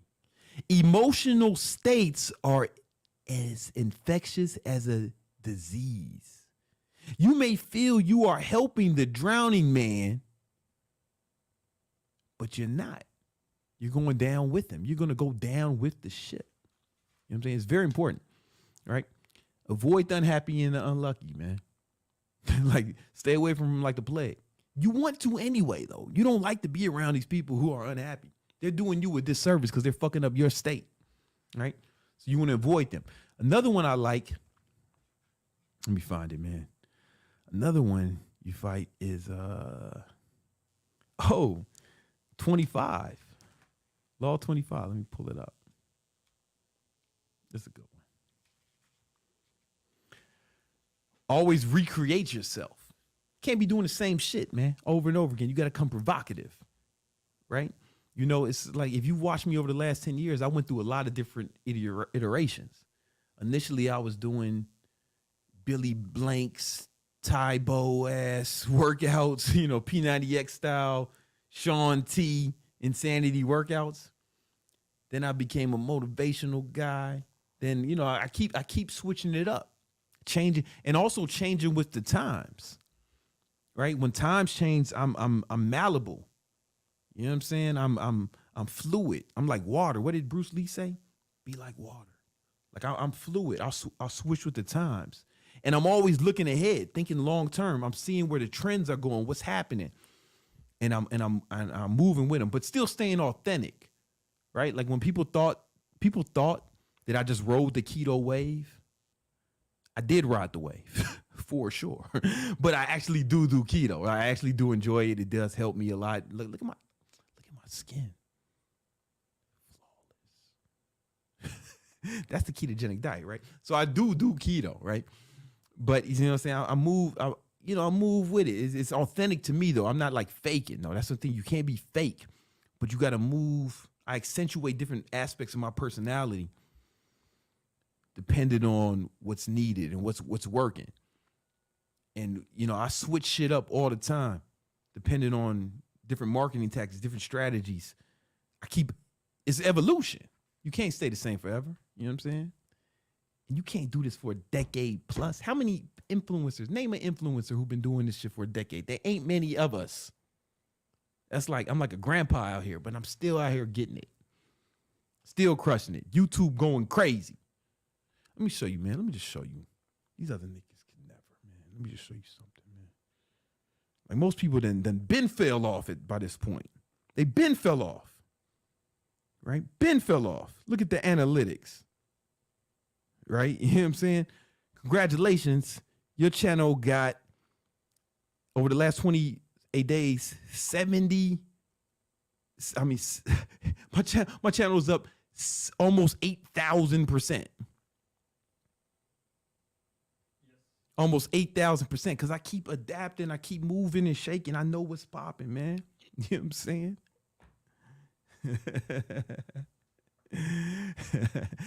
I heard somebody say I was washed up. This motherfucker ain't never washed at all. Motherfucker ain't never been clean. He ain't never even made it. You got to make it to be washed up. He ain't even did that. My shit is up 8,000%.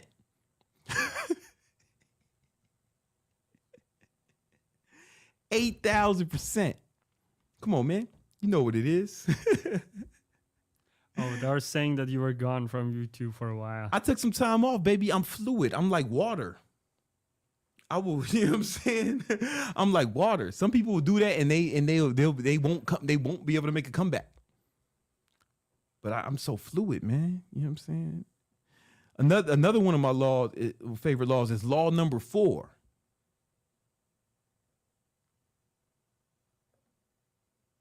And then I also like law number 9. Win through your actions, never through argument.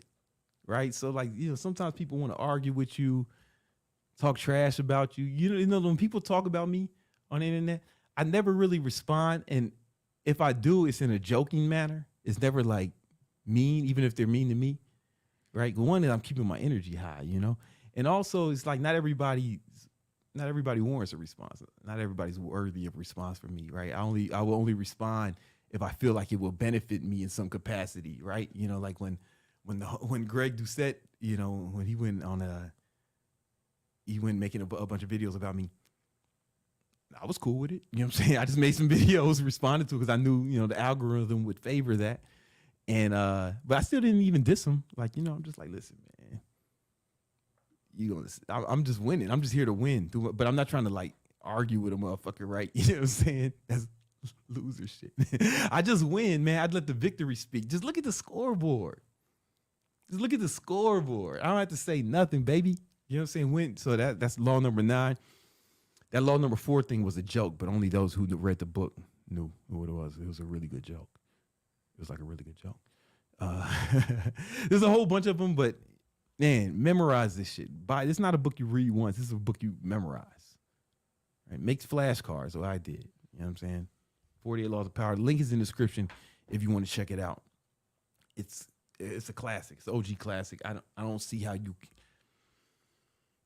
you're putting yourself at a disadvantage if you don't like memorize the laws and commit them to memory. Straight up. You know what I'm saying? Straight up. Memorize the laws, commit it to memory. Any chats we need to address, or we won't keep it moving? Keep it rolling. Donde está mi novia? Nima, mute me! Unmute mi novia. Unmute her. Oh, you are unmuted. I'm unmuted, right? Yeah, we hear you. Yeah, you are. We hear you loud and clear. That is like, Dios yo, mío, por favor, mi novia. I apologize, Nima. It's all good. I What apologize. up? Can you speak closer to the mic, You please? talking to me or her? To her. All right. To me? It's all Yeah, good. yeah. Yeah. What up? What the chat's talking about?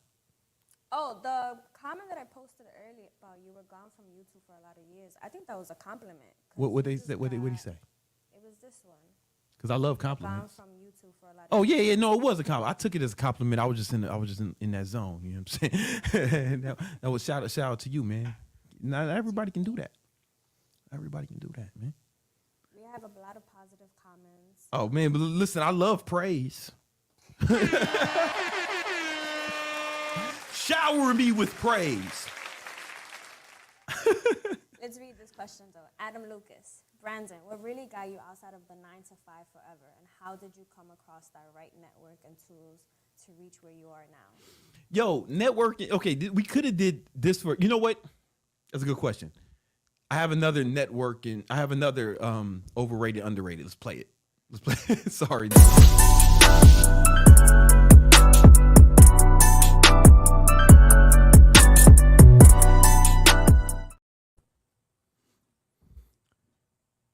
Overrated, underrated, networking. We're doing two. We're giving you two. So my man said, how do you come across the right network? All right. And this is myth that you have to have the right people around you. Right. What people mean by that, what they really mean by that is don't have the wrong people around you. Like don't have negative people around you. But you don't need people around you to succeed. That's a myth. I had nobody around me helping me, right? Initially, I was doing my thing. I was like, I'm gonna make this shit happen, and I started making some progress. I still had like some jobs and stuff. You know my story. I had like 4 jobs. I was waking up at 4 a.m. training people in the morning. Then I would shower at the gym, go to the product store, work there for 8 hours, then work for a moving company after that. And then on the weekends, I trained people and managed a restaurant in Queens. I was the weekend manager, right? Because the regular manager was off weekends, so I managed on the weekends. And 12, 14 hours a day for 2 years, right? And then during that time, I was trying to build my business on the side. And what happens is nobody was helping me. And I wasn't trying to get help from no one. Like there's this myth that you need people to help you or you need to network. But networking is overrated. Networking is for people who don't got it popping. And they need to work with someone who can get it popping for them. Right? But what I was doing, I was just making shit happen. And then people saw me moving. They saw me making moves. They saw my thing getting bigger. They started getting traction and my thing got bigger. You want to think of it like gravity, right? Once, like if I'm a planet, once I get bigger, what happens? Like gravity, it brings other things to it, right? So people would see this happening and they'd be like, oh shit, I want to be a part of that. That's when Brian, he was my best friend. And he's like, yo, man, I see where you're going. I see what you're doing. I see the work you're putting in. How can I be down? I was like, bro, let's go. Let's do it. You know what I'm saying? Let's go. And he was like a fucking doorman at the time, right? We both had like shitty jobs, right? He was working at me at the product store at one point. We both got fired. We both got fired. We were security guards, but we weren't guarding anything or keeping anyone secure, right? And and then he was like a doorman for a nightclub. And he saw me making moves. He saw shit progress. I want to be a part of this. I was like, bro, let's go. And then we just kept moving, kept doing it. Then this one kid, he wanted Hassan the intern from DC. He wanted he said, I just want to work with you, man. I just want to be around you. I was like, all right, cool, let's go. And then that's what happens. And then people just start moving, you start making shit happen, and people want to be a part of it. But if you don't got shit popping, how could you convince someone to be a part of your movement if your movement ain't moving? You can't. There's no incentive. Human beings are always going to do what they believe is in their best interest. You get what I'm saying? Human beings are always going to do what they believe is in their best interest, right? And to get them to believe in you and your movement, you got to show them something, right? By their fruits, you shall know them. That's from the Bible. That's not me. That's the Lord. By your fruits, you should know them. Mm-hmm. And if you see someone getting shit popping, and you trying to get shit popping, it would make a lot of sense for you to align yourself with them, right? So to that point, if you're not getting shit popping, you just got some fucking ideas, you're just some asshole with some ideas, don't be mad if nobody's trying to fuck with you, right? Because they don't see the fruits. You can explain your vision, right? But everybody has a vision. Everybody has ideas, man. Show them something tangible. Work alone by yourself. Make some shit happen. And then people will be excited to jump on your train. You know what I'm saying? You don't need that shit in the beginning. And then what happens was you'll have like symbiotic relationships when you're networking. Like people will be on your level and they'll be like, oh, let's do something together. Cool. And then that's when the networking is helpful. When you're like on the same level, when you're helping each other. But some people try to shortcut that. They try to go straight to, oh, let me do a collab with this person, or let me pay for this person to be on my podcast, right? And nobody gives a fuck about you. They just want to see that person, but they don't stay for you, right? You got to build that shit on your own organically. You know what I'm saying? And not everybody can do that because, well, I mean, within reason, anybody can do anything if they put enough effort over the long enough period of time, you know. But you got to be willing to go through the grind, and you can't shortcut it. A lot of times people say they want to network, they just want to shortcut the shit. You know what I'm saying? They're really just trying to shortcut. How can I meet the right person who's going to give me the break, or who's going to show me this? But that shit is overrated. I don't be out here trying to network with people. I end up networking with people, right? Because I meet people who got shit popping. They see I got shit popping. There's some way we can help each other. It's a symbiotic relationship. We can actually help each other. We'll make deals together. We'll do something together. But that's way easier once you got it popping. You can't shortcut that grind of getting it popping yourself. A lot of people try to shortcut it and they fail. Like it's almost every time. You cannot shortcut the grind, right? Just because I don't know, man. Yeah, you can't shortcut the grind, man. You just can't. You just can't. It doesn't work like that. You got to put in that effort and bear real fruit. An apple tree will produce apples, but you won't know it's an apple tree until it makes some apples. No one will know that, right? So once they see the fruit you bear, then they'll be like, oh shit, this is an apple tree, man. I need to get over there and get some of these apples. But you can't just say you an apple tree and you ain't got no apples up. Because people can say anything. Right? I can say I'm an astronaut. I can say that shit all the time. But unless I put on a suit, get in a rocket, and go to space, unless I leave Earth's atmosphere, I'm just full of shit. I'm a liar. I can say I'm a fighter, but unless I put out fires, I'm fucking lying. By the same token, I can say I'm not an astronaut. But if I go to space on a regular basis, in a space suit, in a rocket, then I'm an astronaut, no matter what the fuck I say, right? So it doesn't matter what you say, it matters what you do. And people will see that. You can't fake that. You can't shortcut that. And a lot of people try, and it seldom does it work out well for them. You got to put in that grind. You got to put in that grind. You know, then when you network with people, you have something to offer them. And it's a win for them to do something with you. It's a win for them to do something with you. And that's what you need to focus on. And to do that, you gotta bear fruit, you know. You gotta bear fruit so you should know them. You know? Yeah. What I think I answered that. Any other questions? Super chat from Solo Fit. No comment. Come on, man. You just put some in the offering plate, man, because we preaching in here today. We're ready for the sermon, for the baller sermon. Oh, shit, Ricky. Hey, Brandon, what do you personally say is a good body fat percentage for a man to have on him year round? First of all, shout out for putting some in the offering plate, Ricky. You know what I'm saying? We appreciate that. Excuse me. Here's the thing. I don't measure my body fat percentage, right? Because I just go by how I look, right? Like, honestly, I just go by how I look. I don't aim for a certain percentage. I aim for how I look because that's kind of what I care about. You know what I'm saying? I don't care about the number per se, right? I mean, I guess it's a good barometer, right? But if you can see your abs, that's a good body percent. I think every man should want to see his abs.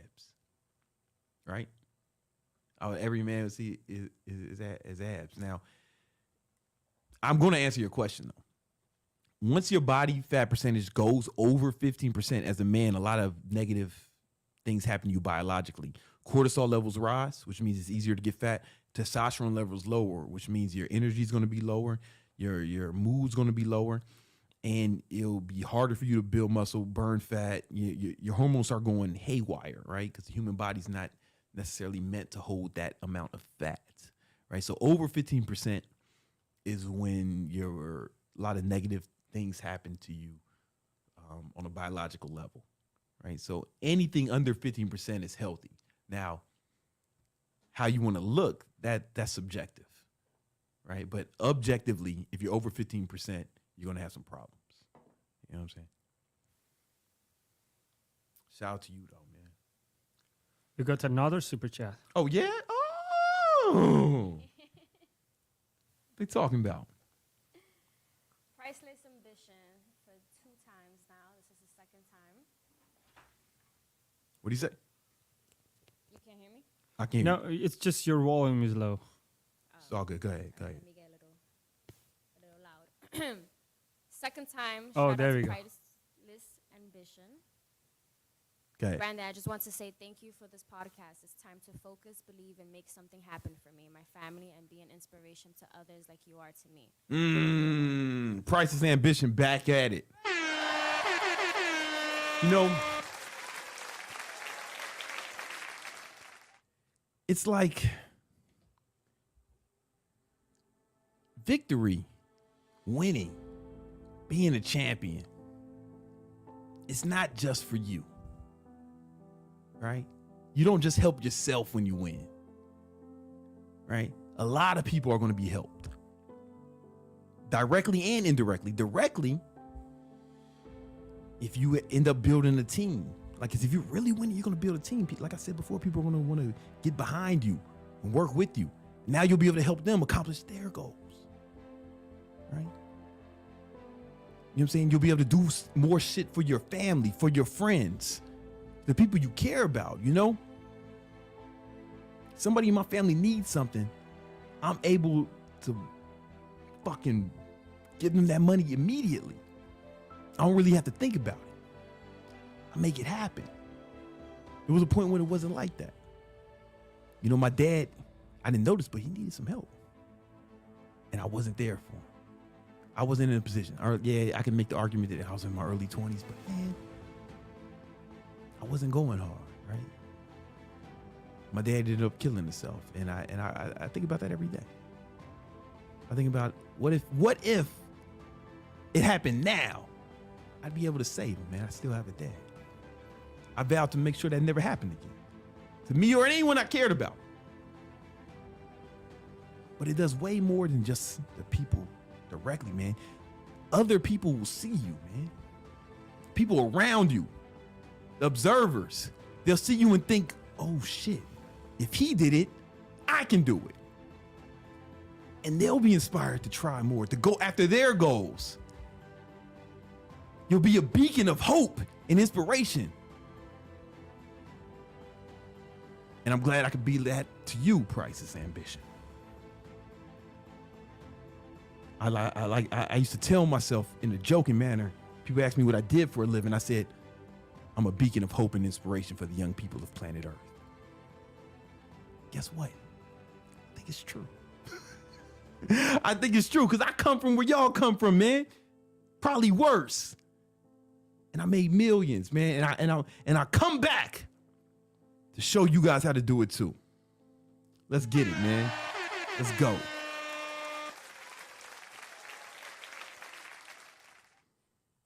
What else? Is anything else worth talking about? I'm still laughing at the music. So, listen, baby, it's time for a sermon. It's sermon time. We out here preaching, man. Listen, Loco Padre said, big shout out to you, bro. My pursuit of success and development started by learning from you many years before, now doing 7 figures. Your inspiration made a big ripple. Trust. P.S. How's white boy Brian? Shout out to you, man. He's making 7 figures. And I inspire him, man. You know, listen. The word hero gets tossed around a lot. Gets tossed around a lot. The word legend gets tossed around a lot. But I believe in my heart that if you can show people, the people around you, the people watching, what's possible, they'll see it. The haters will talk shit. The haters will get all fucking butthurt. But the real ones, people who are serious about success, they will see that and be inspired to go for more. You don't even know who you're inspiring right now. And it's a beautiful thing when you can make that happen, man. I'm glad I was able to play a part of that in your life. What else we got? As for super chats, that is all for now. All right. Well, you know, we like to do something every week. We like to give praise to someone who's been inspiring us, someone who we feel like is admirable. And we call that segment Baller of the Week.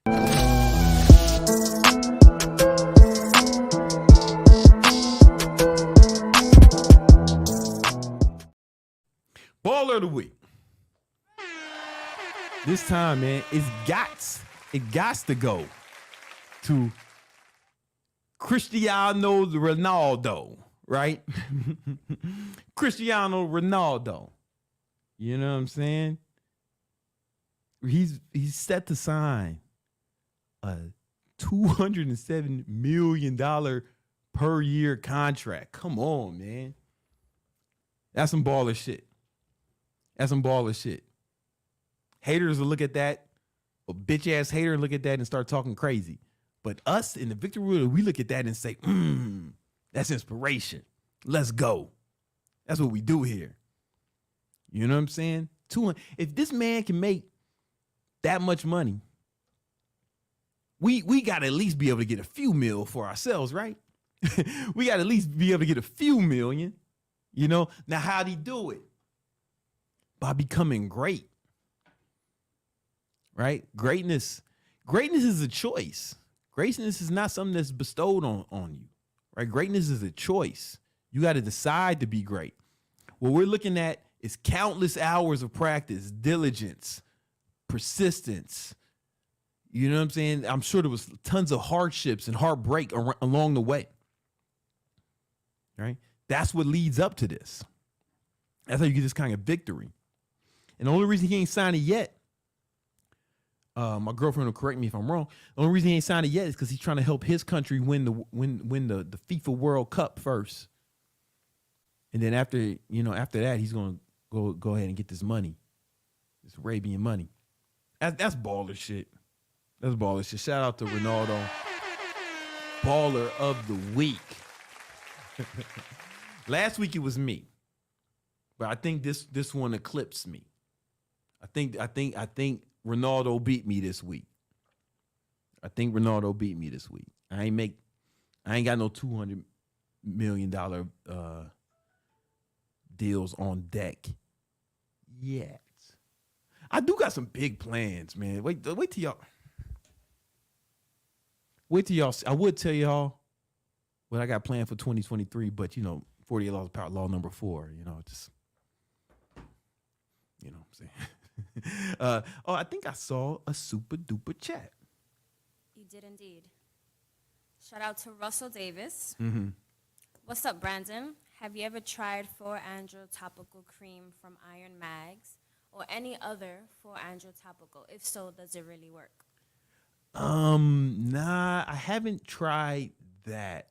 I was pretty much natural until 2 years ago when I went on TRT. Now I take testosterone, subscribed by my doctor, and I get my blood work every month or so from them. And so I hadn't really delved into that anything real. What's the word? Anything crazy and anything that you couldn't get in GNC, right? You know, it was just pre-workout, workout, you know, all that shit. And a lot of people don't believe that because I look incredible, right? But that's because I was just so diligent with my diet. Like anybody's around, people think that it's not real. They're like, man, every time I meet somebody, like, man, is that real? Do you really keep the scale on you, or is that just from Instagram? No, I keep the scale on me and I weigh all my food. You know what I'm saying? I track every macro.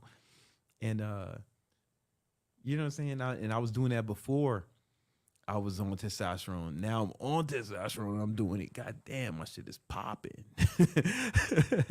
So I hadn't really tried anything too crazy until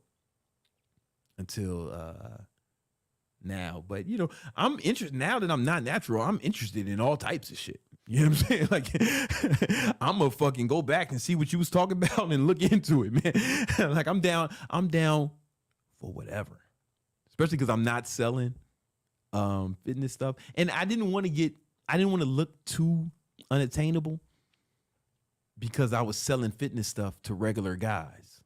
Right? I was just trying to help guys get a six-pack, you know, like, and I didn't need to look crazy. But now I'm not selling shit to regular guys. And I'd like to look like an Avenger, more of an Avenger. I already kind of do. Who's going to be baller of the year? That's a good question. We'll have to see. You know what I'm saying? I think Ronaldo's in the running. But Diddy became a billionaire this year. Jay-Z's trying to buy the Washington Commanders. You know, Kim K's about to get $200K a month. So is Giselle. There's a lot of competition for baller of the week, of the year. It might be Giselle because she has to do nothing to get a $250,000 a month, right? So I don't know. I think that might be baller of the week. We'll see. Any other questions that need to be addressed? I seen a post of Mayweather that he owns over 7 skyscrapers in NYC. We're going to have to fact check that. I believe you read that, but we got to check the sources, you know what I'm saying? Because sometimes Mayweather, man, you know, he says a lot of things, man. I got to fact check his words. You're right. But if that's true, I'm going to look into that. Thank you for bringing that to my attention. Because if that's true, he's a strong contender. Remember when we seen him at the fucking Heat game? Looking like Mr. T. With all, but instead with all them chains. That was ridiculous. Any other questions we need to address? We have some minor questions if you have time for that, unless you want to go for let me see.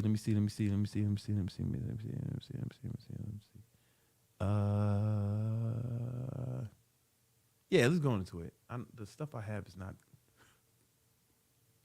that good, and we only got a few minutes left. So let's go answer questions. Right. So we got BBC. Would you ever get children? Why? I got a son. Yes. I got a son. I got a beautiful black baby. Beautiful black son. You know what I'm saying? He's doing great. You know what I'm saying? This boy, let me tell you about this boy. 5 years old, kindergarten. Reads at a 2nd grade level. Does math at a 2nd grade level. He's running laps around these little motherfuckers, man. I went to a parent-teacher thing, right? And then I saw this boy like looking at me, like little boy, like looking at me like, right? Like he was just amazed, right? And then I was like, this kid's fucking weird. You know what I'm saying? Keep this one away from my boy, right? But then I found out why. His mom said, "Oh, your max is you're he was like, oh, he said that my son said, oh man, his dad is so cool." Talking about me, his dad is so cool. He's got all these muscles. And the kid said that to his dad. Step your game up, dad, fat dad. Dad out here being fat. I'm out here flexing on you. Your son looking up to me. Your son looking up to me. Not your fat ass. Not your fat Southern fried ass. Step your game. That was a reality check. It's a reality check. You know what I'm saying? But nah, man. I love that boy. What else we got? Blue.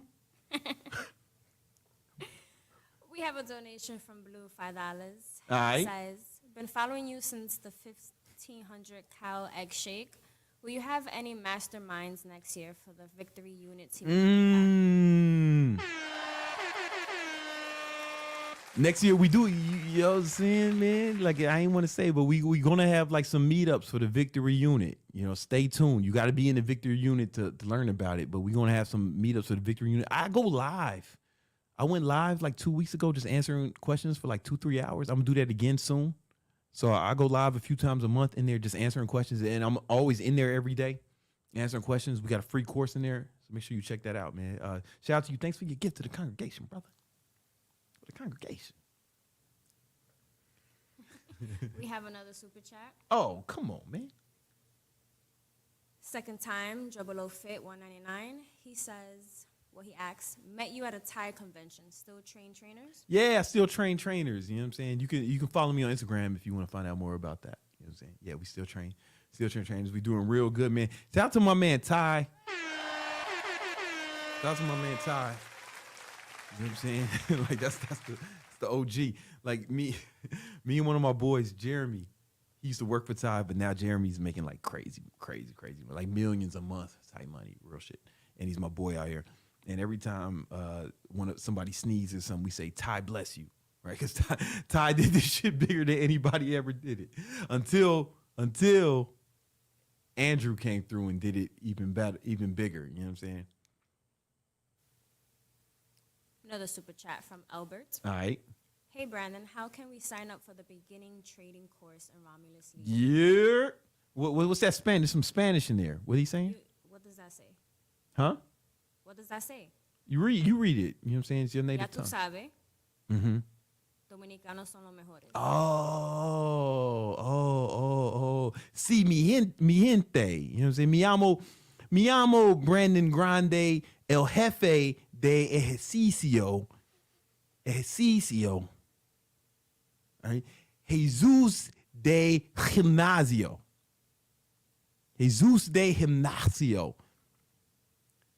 Tres gatos visitar una mesa para agua con leche. You see what I'm saying? You guys get what I'm saying? This is very important. Yeah. This is critical. This is probably the most important part. Sí. Sí. And ¿cómo estás bien? ¿Cómo estás bien visitar preparado mucho desayuno con carne? Dios mío. Dios mío. Mucho carne para fuertes. Mucho carne para fuertes. Hombre siesta. You know what I'm saying? And that's just basically what it is. Entiendo. That's just what it is, man. You know what I'm saying? If you know, you know. He must speak in Spanish. If you know, you know. What was the English version of his question? He said you already know Dominicans in the house. See, mi gente. We got some more super chats. They're coming in. Hey. ¿Qué How do you pasa? push yourself to ¿Qué do lo que? much more? How do you push yourself to do much more? From a point of being comfortable and already having achieved everything you want. Already rich, sexy, and all the girls. I got one girl. Uno señorita. You want. What else to achieve? Uno señorita, mi novia, mi amor. Para casa. I've told you. Ahora. Uno novia. Uno novia. No más chicas. No más chicas, por favor. No más chicas, por favor. Uno novia para casa ahora. No más chicas. No más, no más, no más. Nima, I'm gonna need this little clip. Send to me and edit it. I got you. How do you stay motivated? Yes. When you're fucking balling out of control? Out of control. how do you stay motivated? You know what, man? It's like, all right, let me show you something. Let me break out the I pizzazz. All right, boom. All this other shit I was drawing. All right, so the average person, bro. The average person, you know, they're kind of like one of those icebergs drawings you see. Now, I never seen an iceberg in real life. I just take this shit for what I see, right? But it's like, this is what you see, right? You see the results they had, right? And you see they got something, but there's so much more potential under here, right? And what really motivates me is trying to see how I can actually get all of that. How much of this can I bring to the surface, right? It's not about being good. It's not about accomplishing something. It's about how much, like, what am I really capable of? Like, really pushing myself. Like, that really motivates me. Like, damn, how much can I accomplish if I go for it, you know? And I know a lot of people, they just want to enjoy life and they just say, oh, vacations and all that stuff. And that's cool. There's nothing wrong with that stuff in itself. But, man, imagine if you really tried to see what it would be like if you uncovered the rest of this, right? There's so much more. You have so much. We all have so much more beneath the surface that's not exposed because we're not really going for it. And I think that's what motivates me. Obviously, it's not the money. You know, I got a lot of money. And, you know, I mean, you know, money would change my life. Like, you know, I'm at a point where money, you know, yeah, we got a lot of money. I got like $200,000 worth of diamonds on right now, right? But, you know what I'm saying? Like, I want to see what I'm capable of, man, more than I want the money, man. You know what I'm saying? And more than I, you know, once you get to a certain age and you know, the girl thing, it's cool, you know. When you guys are young, so you probably think about that a lot more than me, you know what I'm saying? You know, for me, it got to the point where it's like, man, I just wanted like a girl who was be, I don't know, man, like a fucking, I don't know, like almost like a best friend. That's what I got. Like it's like we were me and Novia were friends for years before we started dating. You know what I'm saying? And then, you know, we both ended up single at the same time. I was like, yo, we like hanging out with each other. Might as well start having sex.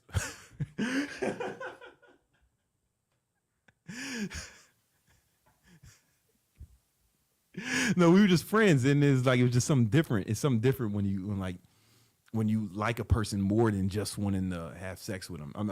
I know how that sounds, and I get it, right? Yeah, but I'm telling you, man, like it's like all that fucking random sex shit. You know, it's empty victory. You know what I'm saying? Like, because you don't get nothing out of it, but it was a funny story. It's like an empty victory. Like, it's dope if you can really have something special. You know what I'm saying? And that's what me got. Me and me novia. Mi novia es guapa, mucho guapa, inteligente.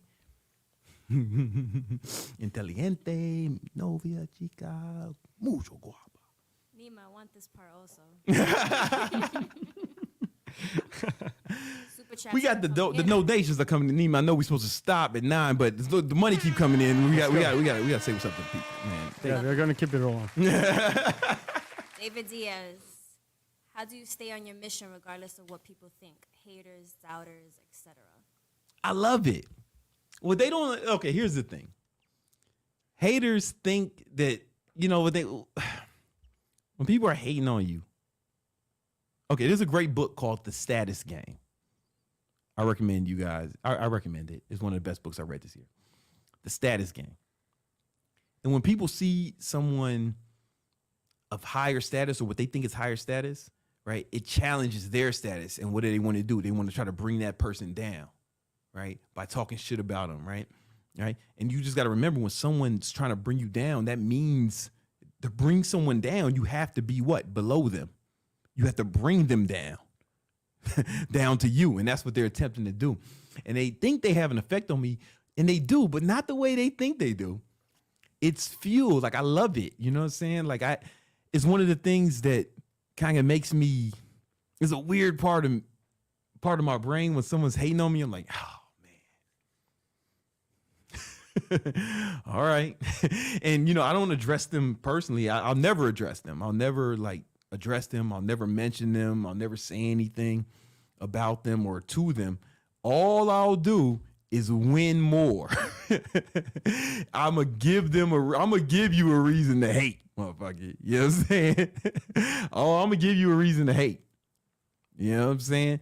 And at a certain point, it's like, yo, you just got to look at the scoreboard. And at some point, you look at the scoreboard. The reason it doesn't affect me because of the scoreboard. Now, if it affects you, they might hit a nerve. Like, if it really affects you negatively, this might be because they hit a nerve, right? So the things that trigger you are kind of a window into your insecurities. Think about this. If somebody said, yo, Brandon, you look like a 70-year-old Chinese woman, right? I'd feel nothing, right? There's nothing wrong with 70-year-old Chinese women. I met a lot of them and they're nice people, but I don't look like that. I know for a fact that I don't look like a 70-year-old Chinese woman. I know that. So I'll probably just look at them like they're crazy, like, okay, bro, right? But if somebody said, Brandon, your calves aren't proportional to your arms, I might feel that one a little bit. Well, last year I would have. My calves have grown a lot. Last year I might have felt that a little bit, like, ooh, because it's real. It's something that I have been a little insecure about. Not anymore, man. I'm making moves. I mean, you know. So when you get emotional, it kind of gives you a window into your insecurities, what they are. You know what I'm saying? And that's okay if you're affected by it, because maybe you should be insecure about those things. Maybe you have to look at it objectively, like, yeah, I do need to work on that. You know what I'm saying? Like, people used to talk about the way I spoke or the way I speak. I still don't spoke that well. But they used to talk about it a lot more. And what I do, instead of saying fuck them haters, I did say fuck them haters, but instead of just that, I actually took speaking lessons for a little bit, you know? This is after doing hundreds of speeches, getting standing ovations, making a bunch of money from the stage. I still wanted to improve, right? So, like, you can look at it as feedback if it's real, and you know it's real if it affects you, right? If they said I look like a Chinese woman, it wouldn't affect me at all. I wouldn't feel nothing. But anything that affects you, it's like, maybe I should look at this objectively, you know? Right? Maybe underneath all the hate, maybe there's something real there that I can improve. Maybe this is good feedback. Maybe it's not hate. Sometimes it's not hate. Sometimes it's just, you know, there's criticism. And it's like, maybe you do need to improve. You still don't have to get emotional about it. Just improve. Like when they used to talk about my speaking, you know, I took speaking lessons. I hired a coach and I did speaking lessons every week. And I improved. I'm still not perfect, you know, but I made a lot of improvements. You know? But you still got to crush them. You still got to crush them. And the only way to crush them is with victory. Because the scoreboard, you don't have to ever say nothing to them. It's all, just look at the scoreboard, motherfucker. I'm beating you motherfuckers at everything. Everything I care about. Like, you might have more hair on your head than me. I don't give a fuck about that. You know what I'm saying? Like, that means nothing to me. I've been shaving my head before I was bald because I think I think it's cool. You might not think it's cool. That's so sometimes some shit is objective, but look at the scoreboard, baby. Come on now. Nobody who I want to be like is hating on me. Nobody who I admire is hating on me ever. What else we got, man? I saw some more chats coming in. Super chats. Shout out to Britain Alley Fitness. $10 donation. No comment. Come on, man. Sometimes you gotta throw some. Sometimes you gotta throw something in the pot. Shout out to Shook. And he says, hey, Brandon, you talked about how you had some mental health issues in the past. You talk about the importance of managing your emotion and just wanted to know what you did or what sources you used to help manage your emotions. All right. How to manage your emotions. This is actually really good. Right. So, you know, I suffered from depression. I've dealt with depression in the past. I think a lot of people have. And what I used to do, this was before the iPad was invented, right? So I used to carry around a little notebook. And what I would do was I had a little page on it. Let me make this in black. I would make a different page every day, right, on the notebook. And I would mark it from what the fuck? Did the battery? Oh, the battery died. Should we put in the beginning of the maybe next? Yeah, I should have charged it. So, we'll talk about this. We'll talk about this next week. That's what I'm talking about next week. How to control your state. Thank you for that. I'm gonna give you a real good tip on state control and how to change your mood, because it's actually something you can change. It's actually something you can change and build the habit. All right, any more super chats we need to address? We're going to handle that next week. I'm gonna devote a whole section. The real talk next week is going to be the habits of a winner next week is going to be about emotional control and state control. And I'm going to share that with you. Of his question, so that should be good. What's that? You got a snapshot of the question, so we can also address that. Yes. Right. And we're going to end the podcast with 2 more comments that I feel are pretty cool. So Real Bobby, this is my first podcast I heard from y'all, but already I'm getting good value from it. Come on, Real Bobby Trauma. And I really like what Jose said. I watched a video you uploaded back in 2014 about discipline over motivation, and it changed the way I think. I used to have a victim mindset, but that video changed my life. Come on, man. Because listen, here's the thing. Here's the thing about that. Sometimes you got to look at yourself, and you got to think, man, am I acting like a victim or a victor? Right? Am I being a chump?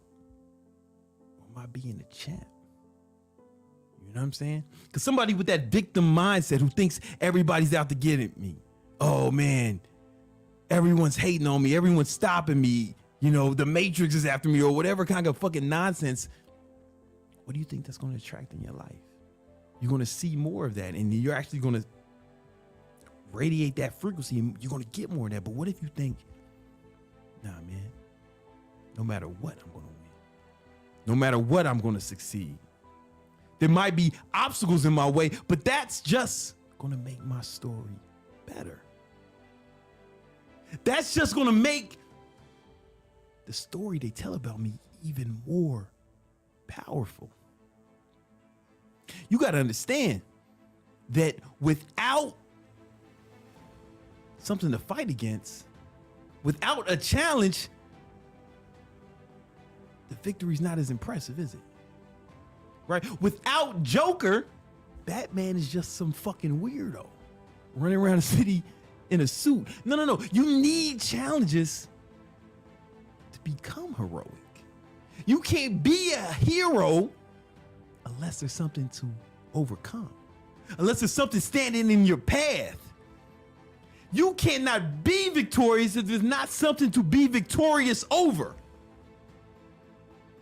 And if you can do that, if you can not fall victim to the challenges, if you can not let the things against you stop you from going, if you can rise to the occasion, then you can tell a story that's worth telling.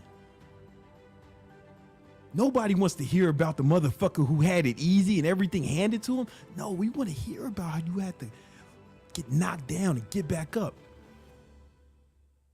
We want to hear about how the world was trying to stop you and you came back. You grabbed life by the neck and demanded it was going to give you everything you wanted. That's what Victory Talk's all about, baby. That's what we're here. We're here to guide you. You're the hero of this story. You're the hero of your movie. I just want to be Yoda. I just want to be a half-black Yoda showing you the way, baby. You know what I'm saying? You're the hero, not me. You're the hero of your story. What kind of movie you want it to be, baby? Let's go. Victory Talk. Let's get it. Join the Victory Unit.